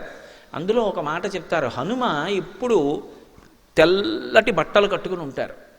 2, హనుమ యందు విశేషమైనటువంటి భక్తి తత్పరుడైనటువంటి వ్యక్తిని అరటి తోటలోకి తీసుకెళ్ళి ఉన్నతాసనం మీద కూర్చోపెట్టి పూజించి తెల్లటి వస్త్రద్వయాన్ని ఇచ్చి ఆయన కట్టుకుంటే అది సాక్షాత్ హనుమ కట్టుకున్నట్టే. అందుకే వేష్టితార్జున వస్త్రం తం విద్యుత్ సంఘాత పింగళం. మెరుపుల పోగెలా ఉంటారో అంత పచ్చగా ఉంటారు. అంత పచ్చగా ఉండి తెల్లటి బట్టలు కట్టుకుని ఉంటారు హనుమ. నేను గుంటూరులో సంపూర్ణ రామాయణ ప్రవచనాలు చేసిన రోజుల్లో సుందరకాండ దాకా వచ్చిన తరువాత హనుమయందు గొప్ప పరమభక్తుడైనటువంటి వ్యక్తి అయిన, అసలు భూమి మీద నడిచేవారు కాదు, ఎప్పుడు గుళ్ళు గోపురాల మీద తిరుగుతూ కొబ్బరి చెక్కలు అవి తినేవారు. ఆయన తినడం కూడా కోతి తిన్నట్టే తింటూ ఉండేవారు, ఎప్పుడు నిద్రలో కూడా రామనామని చెప్పేవారు. అటువంటి యోగి పొంగ ఉన్న ఒక ఆయన్ని తీసుకొచ్చి గుంటూరు పక్కన ఉన్నటువంటి అరటి తోటకి కొన్ని వేల మంది వెళ్ళాం. వెళ్ళి ఆ అరటి తోటలో ఆయన్ని పూజ చేసి ఆయనకి తెల్లటి వస్త్రములు బహూకరించాం. పరాశర సంహితలో ఆ విషయం చెప్తారు. ఆ హనుమకి అందాలి అంటే అరటి తోటలో పూజ చెయ్యాలి అని. అరటి తోట ఉంటే అందులో హనుమ తిరుగుతారు తప్పకుండా. అందుకే తిరుమలలో ఇప్పటికీ కూడా ఆ తిరుపతి కొండల మధ్యలో హనుమత్ సంబంధమైనటువంటి క్షేత్రం ఉందే, దాని వెనక అరటి చెట్లు ఉంటాయి. హనుమ తిరుగుతారు అనడానికి ప్రమాణాలు కొన్ని చెప్తుంది పరాశర సంహిత. వేష్టితార్జున వస్త్రం తం విద్యుత్ సంఘాత పింగళం, మిరుపుల పోగులంటి శరీరంతో కిందకి చూస్తూ చిన్నవారై ఉన్నారు కదూ. సూర్యే చాస్తం గతే రాత్రౌ దేహం సంక్షిప్య మారుతి వృషదంశకమాత్ర సన్ బభూవాద్భుత దర్శన. ఆ కిందకి చూస్తున్నారు. సీతమ్మ ఇలా తల పైకెత్తి చూసింది. ఎప్పుడైతే హనుమని చూసిందో ఆవిడ ఒళ్ళు గగుర్పుడిచి, నాకు కోతి కనపడింది. నిద్రలో స్వప్నంలో కోతి కనపడితే అది అరిష్టమంటారు, అది దుష్టమైనటువంటి ఫలితాన్ని ఇస్తుంది. నాకు ఇప్పుడు శుభశకునాలు కనపడ్డాయి, కానీ కలలో కోతి కనపడింది అంటే ఆ తల్లి ఎంత అవ్యవస్థలో ఉందంటే తాను నిద్రపోతూ కలకంటున్నాను అనుకుంటోంది ఆవిడ. అంటే మానసికంగా అంత ఉద్వేగానికి లోనైపోయింది ఆవిడ. కానీ ఉత్తర క్షణంలో అనుకుంది, నేను నిద్రపోవట్లేదుగా, రామచంద్రమూర్తికి దూరంగా ఉండి నేను నిద్రపోయానా? అసలు నాకు నిద్ర పట్టింది ఎప్పుడు? అలా నిద్రపట్టి నేను సుఖపడిన రోజుందా రాముడికి దూరమై? ఎన్నడూ నిద్రపోలేదే. నేను నిద్రపోనప్పుడు నాకు కల ఎలా వచ్చింది? నా శరీరం నాకు కనపడుతోంది, నా శరీరాన్ని ముట్టుకుంటే స్పర్శ తెలుస్తోంది, కన్నుల ముందు నాకు ఈ వానరం కనపడుతోంది. కాబట్టి ఇది కల కాదు, ఇది సత్యం. వెంటనే మరి పైన చెప్పిన కథ కొంత తనకి తెలిసిన్న కథ, కొంత తెలియని కథ. కానీ ఆయన్ని చూస్తే ఎందుకో ఆయన చెప్పినది సత్యం అనిపిస్తోంది. హనుమద్రామాయణం అని హనుమే వ్రాసుకున్నారు, పైశాచీ భాషలో అంటారు. అందులో మొట్టమొదటిసారి సీతమ్మ నన్ను చూసినప్పుడు కొన్ని సంవత్సరముల తర్వాత కొడుకుని తల్లి చూస్తే ఎలా ఉంటుందో అలా చూసింది అని వ్రాసుకున్నారు ఆయన. కాబట్టి నాకు ఈయన్ని చూస్తే పుత్రభావన కలుగుతోంది. ఎందుకో నాకు ఎంత మాత్రమో కూడా అబద్ధం చెప్తున్నాడు అని అనిపించట్లేదు. అయినా వెంటనే ఆ తల్లి నమస్కారం చేస్తోంది. నమోస్తు వాచస్పతయే సవజ్రిణే స్వయంభువే చైవ హుతాశనాయ చ. నేను నమస్కారం చేస్తున్నాను ఎవరికి? నమోస్తు వాచస్పతయే సవజ్రిణే, బృహస్పతితో కూడుకుని ఉన్నటువంటి ఇంద్రుడికి నమస్కారం చేస్తున్నాను. అలాగే స్వయంభువే చైవ హుతాశనాయ చ, అగ్నిహోత్రుడికి బ్రహ్మగారికి నమస్కారం చేస్తున్నాను.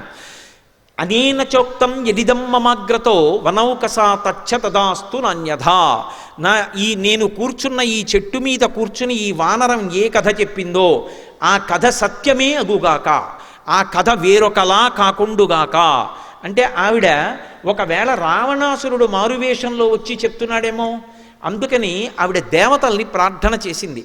అలా పిరికితనం కలగట్లేదు మనసులో, అది సత్యమే అని ఎక్కడో తెలుస్తోంది. పుత్రుడిలా కనపడుతున్నాడు, ఆయన తేజస్సు చూస్తే అలా అనిపించట్లేదు మోసం చేసేవాళ్ళ. ఇన్నాళ్లకి ఈయన ముఖం చూస్తే మనసులో ఊరట కలుగుతోంది, ఆయన మాట్లాడిన తీరు అంత స్పష్టంగా ఉంది, నన్ను ఊరడించడానికి చెప్పాడన్న విషయం స్పష్టం అవుతోంది. ఇన్ని ఆధారముల చేత ఆవిడ ప్రార్థన చేసి, ఒకవేళ నిజంగా నేను స్వప్నంలో వానరాన్ని చూసి ఉంటే దానికి వలన ఆపదలు పొందాలి, నేను బాధపడాలి అంటే, నేను ఎక్కువ మనసులో ఖేదపడాలి అంటే, ఎవరికి ఖేదం కలిగితే నేను ఖేదం పొందుతాను? రాముడికి ఖేదం కలిగితే నాకు ఖేదం, లక్ష్మణస్వామికి ఖేదం కలిగితే నాకు ఖేదం, నన్ను కన్న తండ్రి జనక మహారాజు గారికి ఖేదం కలిగితే నాకు ఖేదం. అందుకని స్వస్యస్సు రామాయ సలక్ష్మణాయ తథాపితుర్మే జనకస్య రాజ్ఞః. రామచంద్రమూర్తికి మంగళమగుగాక, ఆయనకి స్వస్తి ఎగుగాక, లక్ష్మణస్వామికి స్వస్తి ఎగుగాక, నా అత్తవారింటి వైపు అందరూ సంతోషముగా ఉండెదరుగాక. అంతర్లీన భావన, నన్ను కన్న తండ్రి జనక మహారాజు గారు సంతోషముగా ఉండుగాక, స్వస్తి ఎగుగాక. మరి తనకి ఇది భారతదేశంలో ఆడపిల్ల యొక్క గొప్పతనం. తనకి సుఖం వేరొకటి ఉండదు, తన భర్త సుఖం, తన సుఖం, తన మరుదుల సుఖం తన సుఖం, తన అత్తవారింటి సుఖం తన సుఖం, తన పుట్టింటి వారి సుఖం తన సుఖం. అందుకే ఎంత విచిత్రంగా ఉంటుందంటే, ఇక్కడ పెరిగిన పిల్ల అక్కడికెడుతుంది, ఏమిటో అక్కడ బంధుత్వాలు కొత్తగా తెలుసుకుంటుంది. తెలుసుకుని అందరూ నా వాళ్ళే, నా మరిది, నా తోడికోడలు, మా పినమామగారు, మా పెదమామగారు, ఎంత అల్లుకుపోతుందో. పురుషుడు అలా అల్లుకోలేడు, బంధువులింటికి వెళ్ళినా అలా కలిసిపోలేడు. ఆడపిల్ల ఎంత తేలికగా, ఏదో బాతు నీళ్లల్లో వదిలేస్తే ఈ దేశినంత తేలికగా అత్తవారింట్లో ఉంచేసుకుంటుంది. అలా ఉంచేసుకుని ఆమె పడే బాధల్లా ఒక్కటే, నేను అంత ప్రేమగా చూస్తాను, వాళ్ళు నన్ను అలా ఎందుకు చూడరు అంటుంది. ఎంత బేలతనం నిజంగా ఆడపిల్లది అనిపిస్తుంది. అదే ఎంత ఐశ్వర్యం ఉన్న ఇంటిని మెట్టనివ్వండి, ఇది నాది అని చెప్పడానికి అధికారం పొందింది. పుట్టిల్లు అంత ఐశ్వర్యవంతమైన ఇల్లు కాదు, కానీ అన్నదమ్ముడు ఏదో శుభకార్యం చేసుకుంటున్నాడంటే నెలలు నెలలు కష్టపడి ఉండిపోతుంది ఆ అన్నదమ్ముడి కోసం. ఎంత ప్రేమో పుట్టినిల్లంటే, తోబుట్టువులంటే. ఆ తోడబుట్టినవాడు శుభకార్యం చేసుకుంటే పీటల మీద కూర్చొని ఉండగా మంగళహారతి ఇవ్వడానికి మురిసిపోతుంది నా హక్కని.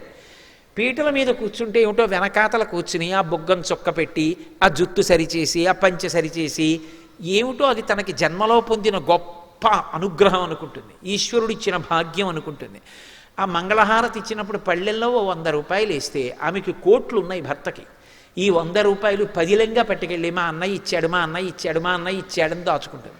ఓ 100 రూపాయలు నేత చీర పెడితే ఆ చీర కట్టుకుని మా అన్నయ్య ఇచ్చిన చీర, మా అన్నయ్య ఇచ్చిన చీర అంటుంది. ఆడపిల్ల హృదయానికి ఉన్న సౌకుమార్యం నిజానికి పురుషుడికి ఎక్కడుంది? అందుకే లోకంలో 3 వానల్లో ఒక వాన దేని వలన పడుతుంది అంటే, సౌశీల్యవతులైనటువంటి స్త్రీల వలన ఒక వర్షం పడుతుంది. ఒక వర్షం రాజు యొక్క ధర్మం వలన పడుతుంది. ఒక వర్షం ప్రజలు పాటించేటటువంటి దైవభక్తి, ఆచారము, శాస్త్రమునందున్న నమ్మకం చేత పడుతుంది. కాబట్టి ఒక వర్షాన్నే నిర్ణయించగలదు స్త్రీ, 2 వంశములను ఉద్ధరించగలదు.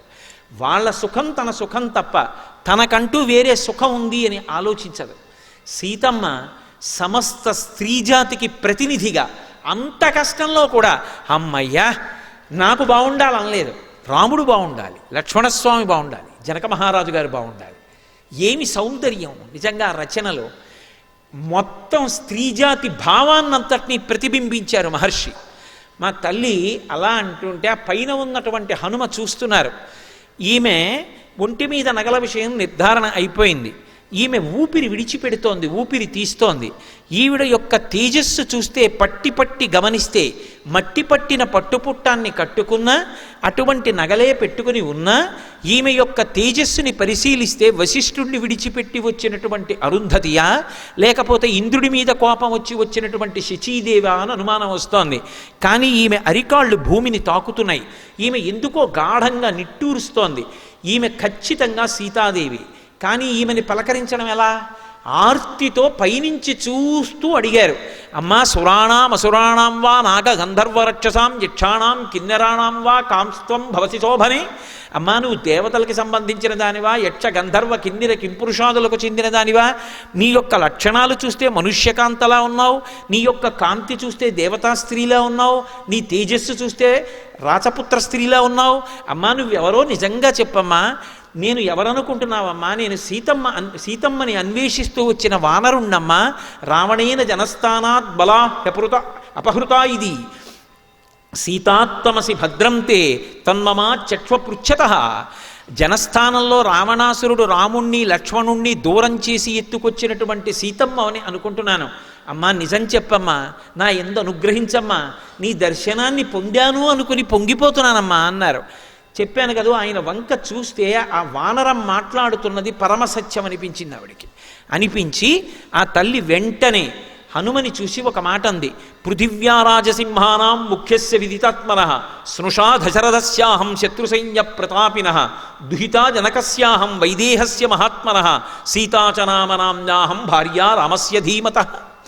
ఆ తల్లి ఇందాక మనవి చేశాను కదా, సమస్త స్త్రీ జాతికి ప్రతినిధిగా నిలబడుతుంది. వివాహమైపోయినటువంటి స్త్రీని పలకరిస్తే అమ్మ తమరెవరు అని అడిగామనుకోండి, మొట్టమొదట చెప్పవలసింది మామగారి పేరు చెప్పాలి. ఎందుకని అంటే లోకంలో ఒక విషయం చెప్తారు, ఒక ఆడది గుండెలు బాదుకుని ఏడవవలసినటువంటి అవసరము రాకుండుగాక అని వివాహకాండలో దేవతల్ని భర్త ప్రార్థన చేస్తాడు. ఈమె ఎన్నడూ జుత్తు విరబోసుకుని గుండెలు బాదుకుని నాకు కనపడకుండుగాక అని. ఆడది జీవితంలో ఏడవవలసినటువంటి రోజు అంటూ వస్తే ఒక్క రోజు అని చెప్పింది శాస్త్రం. ఇంకొక రోజు ఉండకూడదు. అంత మంగళప్రదంగా మాట్లాడింది. ఇంకొక రోజు ఉండదు, ఒక్కరోజే. ఏదా రోజు అంటే మామగారి శరీరం వెళ్ళిపోయిన రోజు. ఎందుకని అంటే మామగారి కన్నా రక్షకుడు లోకంలో ఉండట. అందుకే సీమంతోన్నయనం అని చేస్తారు. సీమంతోన్నయనము అంటే ఏదో సీమంతం సూడిదలు ఇచ్చామని 5 కేజీలు కాజాలు 3 కేజీలు మైసూరు పాకులు మా కానవాయితీ అన్న దిక్కుమాలినాచారం కాదు. సీమంతోన్నయనము అంటే అడవి పంది ముళ్ళు తీసుకొచ్చి పాపట తీసి భర్త జుత్తు ఎత్తి ముడి వేస్తాడు గణపతి హోమం చేసి. అలా వేస్తే ఆ తరువాత లోపల ఉన్న పిండాన్ని ఉగ్రభూతములు చెనకవు. అప్పుడు మొదటి కానుక ఎవరిస్తారంటే సూడిద అంటారు. సూడిద అంటే కానుక. సూడిద ఎవరిస్తారంటే మామగారు ఇస్తాడు. ఎందుకు ఇస్తాడో తెలుసా?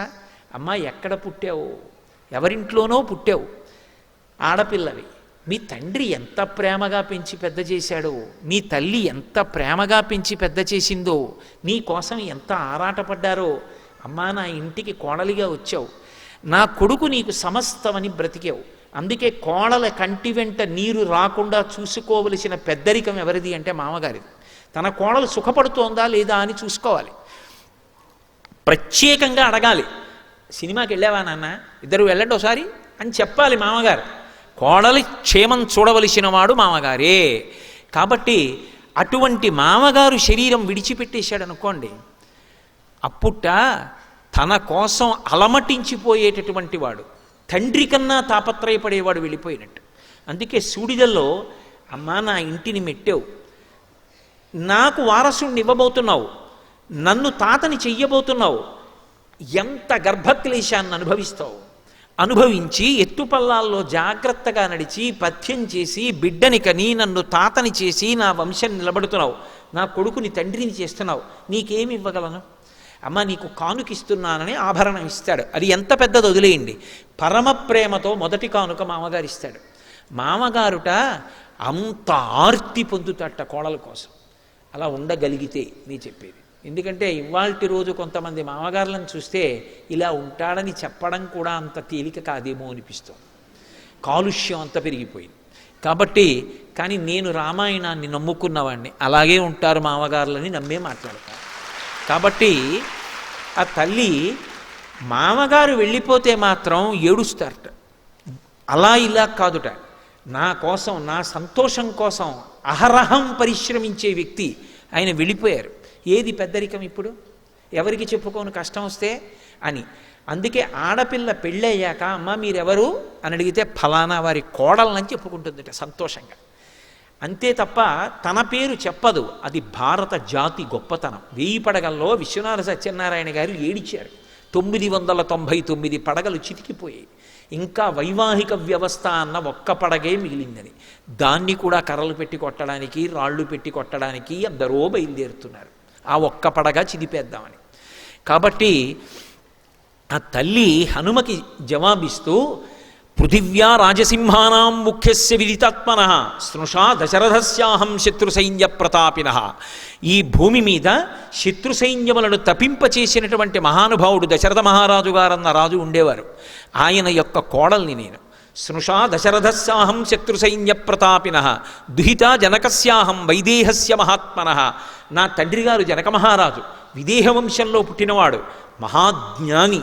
అటువంటి తండ్రి కడుపున పుట్టిందాన్ని, ఆయన కడుపున పుట్టాను కాబట్టే కష్టాన్ని ఓర్చుకోగలిగిన శక్తినిచ్చాడు. అటువంటి తండ్రి కూతుర్ని, ఆయన చేతుల మీద పెరిగిన దాన్ని. కాబట్టి దుహిత జనకస్యాహం వైదేహస్య మహాత్మనః సీతాచనామనాంనాహం. ఈ శరీరానికి పేరు సీత. భర్త పేరు ఆడది చెప్పదు, కానీ ఎక్కడో తప్పనిసరి పరిస్థితి అయితే విశేషణం వేసి చెప్తారు.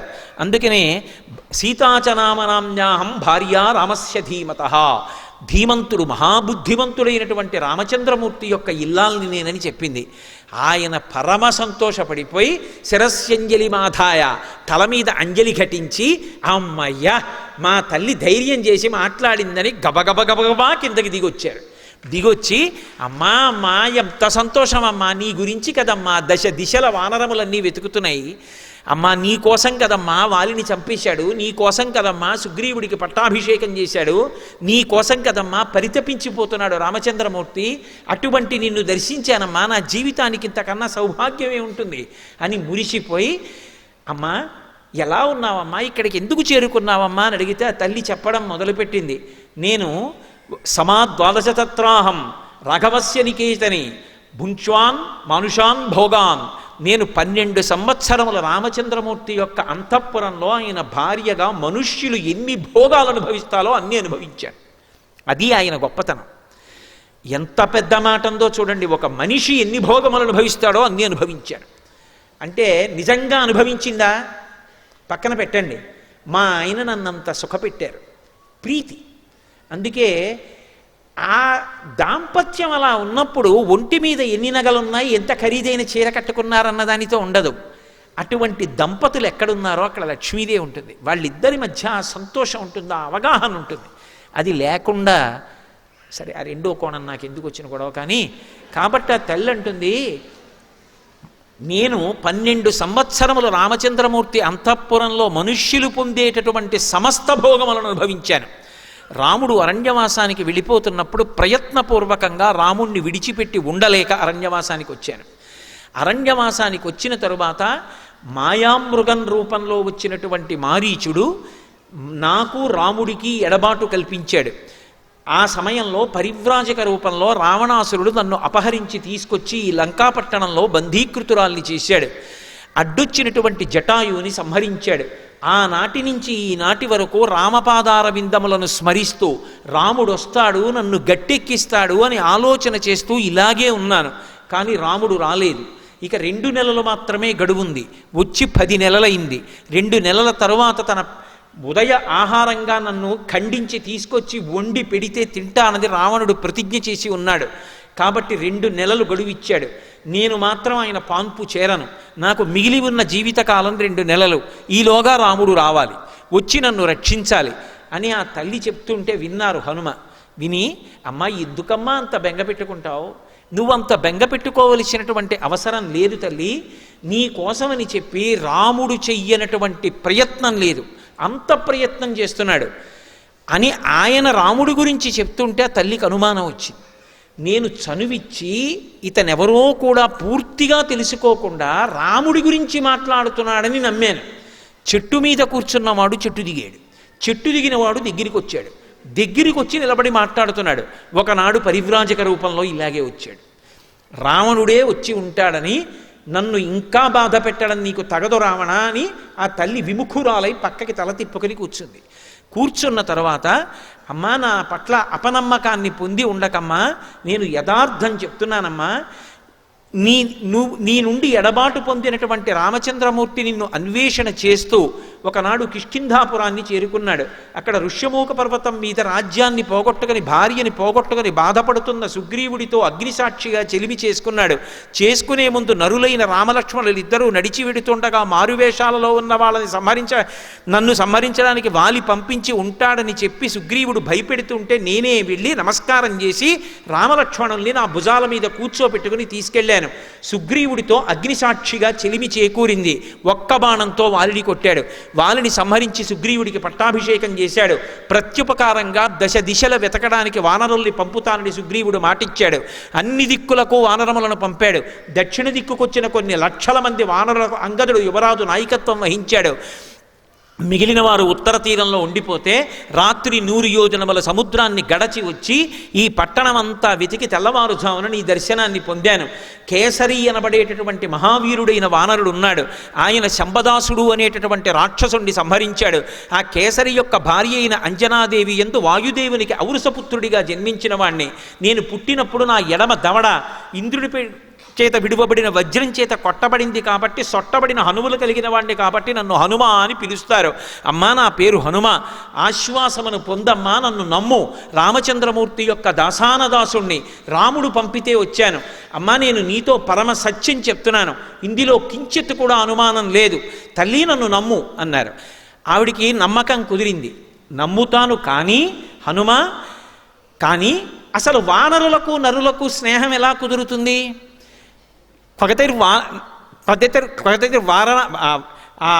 వానరాణాంచ నరాణాంచ పగతిర్ సమాగమే, వాళ్ళిద్దరూ ఎలా కలుసుకున్నారు? ఒకవేళ కలుసుకున్నా యాని రామస్య లింగాని లక్ష్మణస్య చ వానర తాని భూయ సమాచక్ష్వా నమాన్ శోక సమావిశేత్. ఏది నీకంత తెలుసు అంటున్నావే? రాముడితో అంత కలిసి ఉన్నానంటున్నావే, లక్ష్మణుడితో అంత కలిసి ఉన్నానంటున్నావే, ఏది నువ్వు కలిసి ఉన్నది నిజమైతే రాముడి యొక్క గుణములు రాముని యొక్క బాహ్యస్వరూపం, లక్ష్మణుని యొక్క గుణములు లక్ష్మణుని యొక్క బాహ్యస్వరూపం చెప్పు చూస్తానంది. ఎంత పెద్ద ప్రశ్న వేసింది! హనుమ యొక్క ఉపాసనా బలాన్ని ప్రశ్నించింది. మనం తెల్లవారి లేస్తే అధాంగ పూజ అని చేస్తాం. ఏదో పాదౌ పూజయామి, గుల్భౌ పూజయామి, జంఘే పూజయామి, జానుని పూజయామి, ఊరుం పూజయామి, కటిం పూజయామి, నాభిం పూజయామి, ఉదరం పూజయామి, వక్షస్థలం పూజయామి, కంఠే పూజయామి, చుబుకం పూజయామి, ఓష్టే పూజయామి, నాసికాం పూజయామి, నేత్రౌ పూజయామి, లలాపుటం పూజయామి, భుజౌ పూజయామి, స్కందౌ పూజయామి, శిరః పూజయామి, సర్వాణ్యంగాని పూజయామి అని.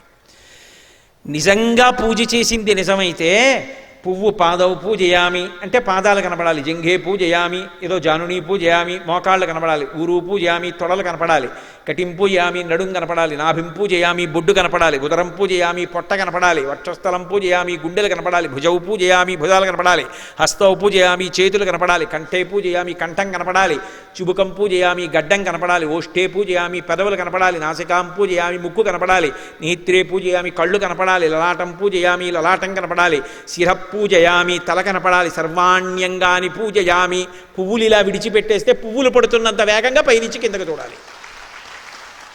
నువ్వు నిజంగా ఉపాసన చేసింది నిజమైతే నీ కులదైవం ఎవరయ్యా అన్నారనుకోండి, రాముడు నా కులదైవం అండి అన్నారనుకోండి, ఏది రాముడు ఎలా ఉంటాడు చెప్పు అంటే కాళ్ళ దగ్గర నుంచి బొటనవేళ్ళు, గోళ్ళు, చిటికిన వేలు, ఆయన చీలమండలు, ఆయన కాలు, ఆయన మోకాలు, ఆయన తొడలు, ఆయన నాభి, ఆయన యొక్క కడుపు, ఆయన గుండెలు అన్నీ విడిచిపెట్టకుండా చెప్పగలిగితే ఆనాడు నేను ఉపాసన చేశానని గుర్తు. ఏమోనండి నాకు అంత బాగా జ్ఞాపకం ఉండదు, చూస్తాను కానీ గుర్తుండదంటే ఇంకేం ఉపాసన? హనుమ యొక్క ఉపాసన సౌందర్యాన్ని ప్రశ్నించింది అమ్మవారు. ఏది చెప్పు? యాని రామస్య లింగాని లక్ష్మణస్య చ వానర. రాముడే కాదు, రాముడు ఉంటే రాముడి పక్కన లక్ష్మణుడు ఉంటాడు, ఇద్దరు ఎలా ఉంటారో తెలియాలి. అంతేకాదు వాళ్ళ గుణాలు ఎలా ఉంటాయో తెలియాలి. ఏది చెప్పు? అమ్మా నన్ను పరీక్షించడానికి వేశావు ఈ ప్రశ్న. రాముడు ఎలా ఉంటాడో లక్ష్మణుడు ఎలా ఉంటాడో నీకు తెలీదా? ఎవరికి చెప్తున్నది? సీతమ్మకి చెప్తున్నారు. రాముడి అంగప్రత్యంగములు వర్ణించడంలో ఎక్కడైనా చిన్న తేడా వస్తే నిరంతర ఉపాసన, రాముణ్ణి పైనుంచి కిందకి, కింద నుంచి పైకి ధ్యానంలో ఆవిడ ఉపాసన చేస్తూ ఉంటుంది. పైగా ఆవిడ చూడండి ఆయన శరీరం, ఆయన శరీరంలో అంగుళం ఆవిడికి తెలియనిది ఉంటుందా? ఇంతకన్నా ఇంకా వేదిక మీద చెప్పక్కల్లా. ఆవిడ దగ్గర ఇంకొకలా చెప్పడం సాధ్యం అవుతుందా?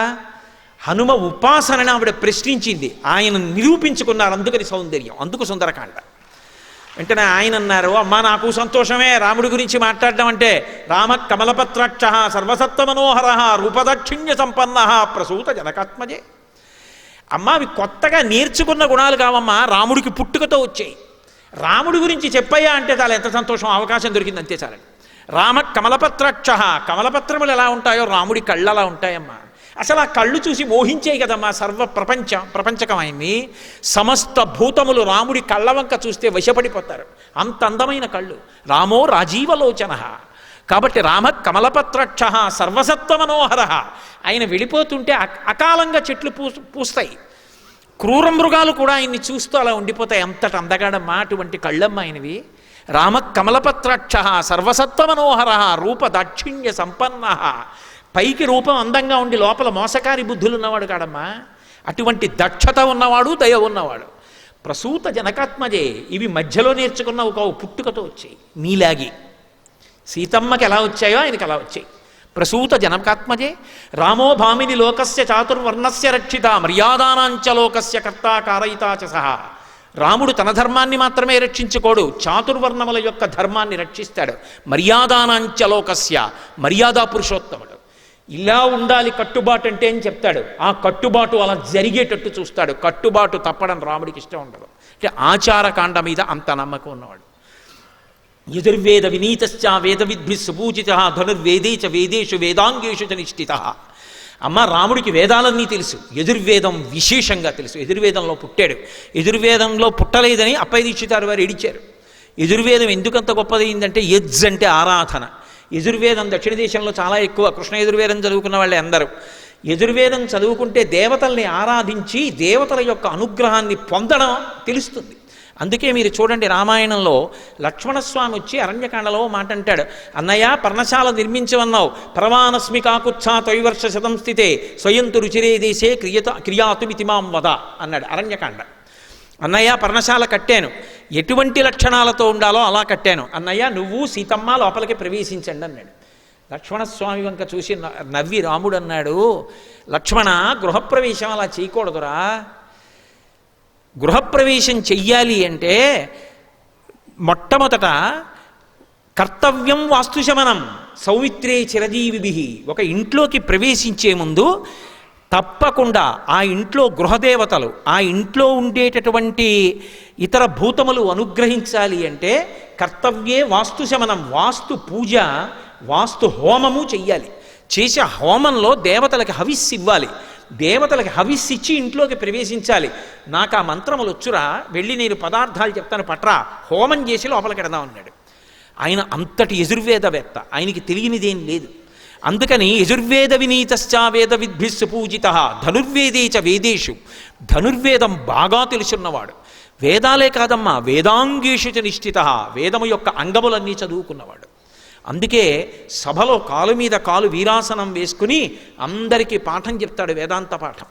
వైదేహీ సహితం సురద్రుమతలే హైమే మహామండపే మధ్యే పుష్పకమాసనే మణిమయే వీరాసనే సుస్థితం అగ్రే వాచయతి ప్రభంజనసుతే తత్వం మునిభ్య పరం వ్యాఖ్యాంతం భరతాధిభి పరివృతం రామం భజే శ్యామలం. వేదాంత పాఠం చెప్తూ ఉంటాడు. అటువంటి మహానుభావుడమ్మా. కాబట్టి యజుర్వేద వినీతశ్చ వేద విద్భి సుపూజిత ధనుర్వేదే చ వేదేషు వేదాంగేషు చ నిష్ఠిత తేజసాదిత్య సంకాశ క్షమయా పృథివీ సమః బృహస్పతి సమో బుద్ధ్య యశసా వాసవో సమః. అమ్మ రాముడంటే వీరొక సూర్యుడమ్మ. ఆయన భూమి మీద నడిచి వెళ్ళిపోతుంటే సూర్యుడు ఎడుతున్నట్టు ఉంటుంది. తేజసాదిత్య సంకాశ. ఎక్కడి నుంచి వచ్చిందో తెలుసా తేజస్సు? ధర్మానుష్ఠానం చేత వచ్చిన తేజస్సు అమ్మ అది. తేజసాదిత్య సంకాశ క్షమయా పృథివీ సమః. భూమికి ఎంత ఓర్పో అంత ఓర్పమ్మ అయింది. ఆయనే కట్టు తప్పితే ఈ లోకాలు నిలబడవు. అందుకు కదమ్మా ఇంకా నిలబడ్డాడు రావణాసురుడు. కాబట్టి క్షమయా పృథివీ సమః బృహస్పతి సమో బుద్ధ్య, బుద్ధిలో బృహస్పతి లాంటి వాడమ్మా. యశసా వాసవో సమః, కీర్తిలో ఇంద్రుడి లాంటి వాడమ్మా ఆయన. అటువంటి మహానుభావుడమ్మా. రక్షిత జీవలోకస్య ధర్మస్య పరిరక్షిత రక్షిత స్వస్య ధర్మస్య స్వజనస్య రక్షిత. ఆయన లోకాలన్నీ రక్షిస్తాడు. ఆయనని నమ్ముకుని ధర్మాన్ని నమ్ముకున్న వాళ్ళని ప్రత్యేకంగా రక్షిస్తాడు. వాళ్ళ కోసం నిలబడతాడు. వీరరాఘవ విజయరాఘవ అని 2 పేర్లు అందుకే ఆయనకి. ఎప్పుడూ ధనస్సు పట్టుకుని నించుని ఉంటాడు. ఎవరు ఆయనని నమ్ముకున్నారో వాళ్ళ కోసం ఎంత కిందకైనా వచ్చేస్తాడు. తులసీదాస్ గారు రాత్రి నిద్రపోతున్నారు. ఆయన ఇంటి గోడకి కన్నం వేసి దొంగలు లోపలికి వెళ్ళారు. లోపలికి వెళ్ళిన తర్వాత ఏదో తులసీదాస్ గారి ఇంట్లో ఏముంటాయి, ఓ జపమాల, ఓ పురాణం పెట్టుకునేటటువంటి పీట, ఇలాంటివేవో ఉంటే ఇంతకన్నా ఏమీ దాచలేదు దుర్మార్గుడు అనుకుని మూట కట్టుకుని వాళ్ళు ఆ మూట మెల్లిగా లాగేద్దామని అక్కడ పెట్టుకుని వాడు తల బయటెట్టాడు.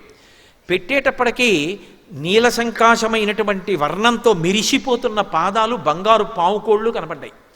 వాడు కొంచెం పైకి ఎత్తి చూశాడు. పట్టుబట్ట, కొంచెం ముందుకు పెట్టిన మోకాలు, నడుం, విశాలమైనటువంటి వక్షస్థలం, ఆ పక్కన భూమి మీద ఊంచి ఉండి మనుతిరిగినటువంటి ధనస్సు, దాన్ని పట్టుకుని ఒక ఆయన ఇలా చూస్తున్నాడు. చూసి తల లోపలికెట్టాడు.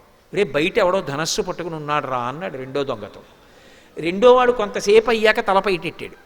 పెడితే ఊరే ఆయనే కాదురా, పక్కన ఎర్రగా ఇంకో ఆయన కూడా ఉన్నాడు రా అని మళ్ళీ లోపలికి వచ్చారు. వెళ్ళిపోతారేమో అని తెల్లారే వరకు కూర్చున్నారు. వాళ్ళిద్దరు వెళ్ళరు. ఆఖరికి తెల్లవారిపోయిందంటే తెల్లవారిపోయాక తులసీదాస్ గారు నిద్రలేస్తారా? తెల్లవారుజాము సమయం అయింది. తులసీదాస్ గారు నిద్రలేచారు. ఇంట్లో ఇలా బయటకు వచ్చేటప్పటికి దొంగలు ఇద్దరు కూర్చుని ఉన్నారు, అన్ని మూట కట్టుకుని. ఆయన చూశారు. నమ చౌరాయచ శిష్ప్యాయచ భేద్యాయచ శకత్యాయచ ప్రవాహ్యాయచ, దొంగలో కూడా ఈశ్వరుణ్ణి చూస్తారు ఆయన. ఆయన అన్నారు, అయ్యయ్యో అదేమిటి అలా మూటకట్టు కూర్చున్నారు, వెళ్ళిపోయారా అన్నారు. ఆ పాటి ఇంగిత జ్ఞానం మాకు లేక కాదు. బయటికి ఎడదామంటే ఇద్దరు నించున్నారు, ఒకడు నల్లగా ఉన్నాడు, ఒకడు ఎర్రగా ఉన్నాడు. రాత్రంతా నించునే ఉన్నారు, పైగా చేతిలో కోదండాలు ఉన్నాయి, ఇలా చూస్తున్నారు. కానీ అంత అందంగా ఉన్నారు. అలా చూసిన వాళ్ళు అందం ఏమిటో అలా ఉంది. ఎవరు వాళ్ళని తులసీదాస్ గారిని అడిగారు. తులసీదాస్ గారు బోర్న ఏడ్చారు. ఇంతోటి నా పురాణ పీఠం ఆచమన పాత్ర కోసం రాత్రంతా నించున్నారా రామలక్ష్మణులు ఇద్దరూ కాపు కాయడానికి. కాబట్టి మహానుభావుడు ఆయన ఎవరి కోసం రాలేదు. ఒకానొకనాడు త్యాగరాజస్వామి వారు దక్షిణ దేశంలో వచ్చిందే ఒక్కసారి యాత్రకి. ఓ జమీందారు ఇంటికి వెడితే జమీందారు గారు ఏదో 500 రూపాయలు ఇచ్చాడు. ఇస్తే శిష్యుడు అన్నాడు, మా గురువుగారు డబ్బులు ఇచ్చుకోరన్నాడు. మీ గురువుగారు శ్రీరామనవమి ఉత్సవాలు చేస్తారట కదా, ఉత్సవానికి ఇస్తున్నాడు, ఇది రాముడి కోసం ఇచ్చాను తీసుకోమన్నాడు. రాముడి కోసం ఇస్తే మా గురువుగారి కోసం కాదు కదా, అతను తీసుకుని ఆ పల్లకి బొంత కింద ఎట్టాడు. పల్లకి వెళ్ళిపోతుంది అరణ్యంలో. మరునాడు దొంగలు అట్నుంచి వచ్చారు, అందరూ పారిపోతున్నారు బాటసారులు. ఈ పల్లకి మోస్తుండగా శిష్యుడు అన్నాడు, గురువుగారు మనం కూడా వెనక్కి వెళ్ళిపోదాం అన్నాడు. ఎందుకురా మన దగ్గర ఏముందని, వాళ్ళు వస్తే మాత్రం ఏం పుచ్చుకుంటారు, పో ముందుకన్నాడు. అంటే ఆయన నసిగాడు. ఎందుకు నసుగుతున్నావు అన్నారు. నిన్నటి రోజున జమీందారు గారు 500 ఇచ్చారండి, తీసుకున్నానన్నాడు. ఎందుకు తీసుకున్నావు అన్నారు. మీకోసం అని తీసుకోలేదు, రామనవమి ఉత్సవాలకి రాముడి కోసం తీసుకున్నానన్నారు. ఎక్కడ పెట్టామన్నారు. మీరు కూర్చున్న పల్లకీలో మీ బొంత కిందే ఉందన్నాడు. అయితే అది నా డబ్బు కాదుగా, రాముడిది కదా. అవును, రాముడు ఇచ్చుకోవాలనుకుంటే దొంగలకి ఇచ్చుకుంటాడు, దక్కించుకోవాలంటే దక్కించుకుంటాడు, నీకెందుకు నాకెందుకు పద. పల్లకీ వెళ్ళిపోతోంది. దొంగలు రానే వచ్చారు. వీడు ఒక్కడు ధైర్యంగా వెళ్ళిపోతున్నాడు ఏమిటంటే పల్లకీ దగ్గరికి అంత దూరం నుంచి కొంచెం దగ్గరికి వచ్చారు. వెంటనే ఆజానబాహుం అరవింద దళాయతాక్షం, ఆయన పెద్ద పెద్ద కళ్ళతోటి రామలక్ష్మణులు ఇద్దరూ కోదండాలు పట్టుకుని కనపడ్డారు. ఎలా? ఆకర్ణాంతము బాణాన్ని లాగి పట్టుకుని ఉన్నారు. వాళ్ళిద్దరూ వెనక్కి తిరిగి పరిగెడుతున్నారు, వీళ్ళిద్దరూ తరుగుతున్నారు. అలా చాలా దూరం వెళ్ళిపోతున్నారు. కానీ వాళ్ళు మధ్య మధ్యలో వెనక్కి చూడడం ఎందుకంటే బాణం వదిలేస్తే వదిలేశారు, కానీ ఇంత అందంగా ఉన్నారు ఏంట్రా అని చూశారు. చూసి పారిపోయారు. మర్నాడు పొద్దున్న త్యాగరాజస్వామి అలాగో ఆలస్యం అయిపోయింది, ఈ చెట్టు కింద పడుకున్నాను రా అని చెట్టు కింద పడుకుని అనుష్ఠానం చేసుకుంటున్నారు. ఆ దొంగలు ఇద్దరు మళ్ళీ వచ్చారు. వచ్చి నేల మీద పడి నమస్కారం చేసి, అయ్యా బుద్ధి గడ్డి తిని నిన్న మీ దగ్గర ఏమైనా ఉందేమో దొంగతనం చేద్దామని వచ్చాం, కానీ దొంగతనం ఏం చేయలేదు కానండి, ఎవరో ఇద్దరు మమ్మల్ని చంపడానికి ధనస్సు పట్టుకు బాణాలు పట్టుకుని వచ్చారు, ఎంత బాగున్నారో మీ సేవకులు, మమ్మల్ని కొట్టేశారు కానీ ఒక్కసారి వాళ్ళిద్దరినీ చూపిద్దురు అన్నారు. త్యాగరాజస్వామి దొంగల పాదాల మీద పడ్డారు. రే మీరు అదృష్టవంతులు రా, మీకు దర్శనం అయింది, నాకు అవలేదురా. ఇంకా తన భక్తుడిని నమ్ముకున్నవాడిని రక్షించడానికి అంత కిందకు వచ్చేస్తాడు ఆయన. అందుకే వీరరాఘవ విజయరాఘవ. అందుకే మహానుభావుడు రక్షితా జీవలోకస్య ధర్మస్య పరిరక్షిత, రక్షిత స్వస్య ధర్మస్య స్వజనస్య చ రక్షిత. అమ్మ ఏం చెప్పమంటావమ్మా ఆయన గుణాలు? కబీర్ దాస్ గారు అంతటి వాడు ఓ మాట అన్నాడు, ధరతీ సభ కాగజకరవు లేకిని సభ బనరాయి సాత సమంతికి మసికరవు హరిగుణ లిఖా నజాయ్ అన్నాడు.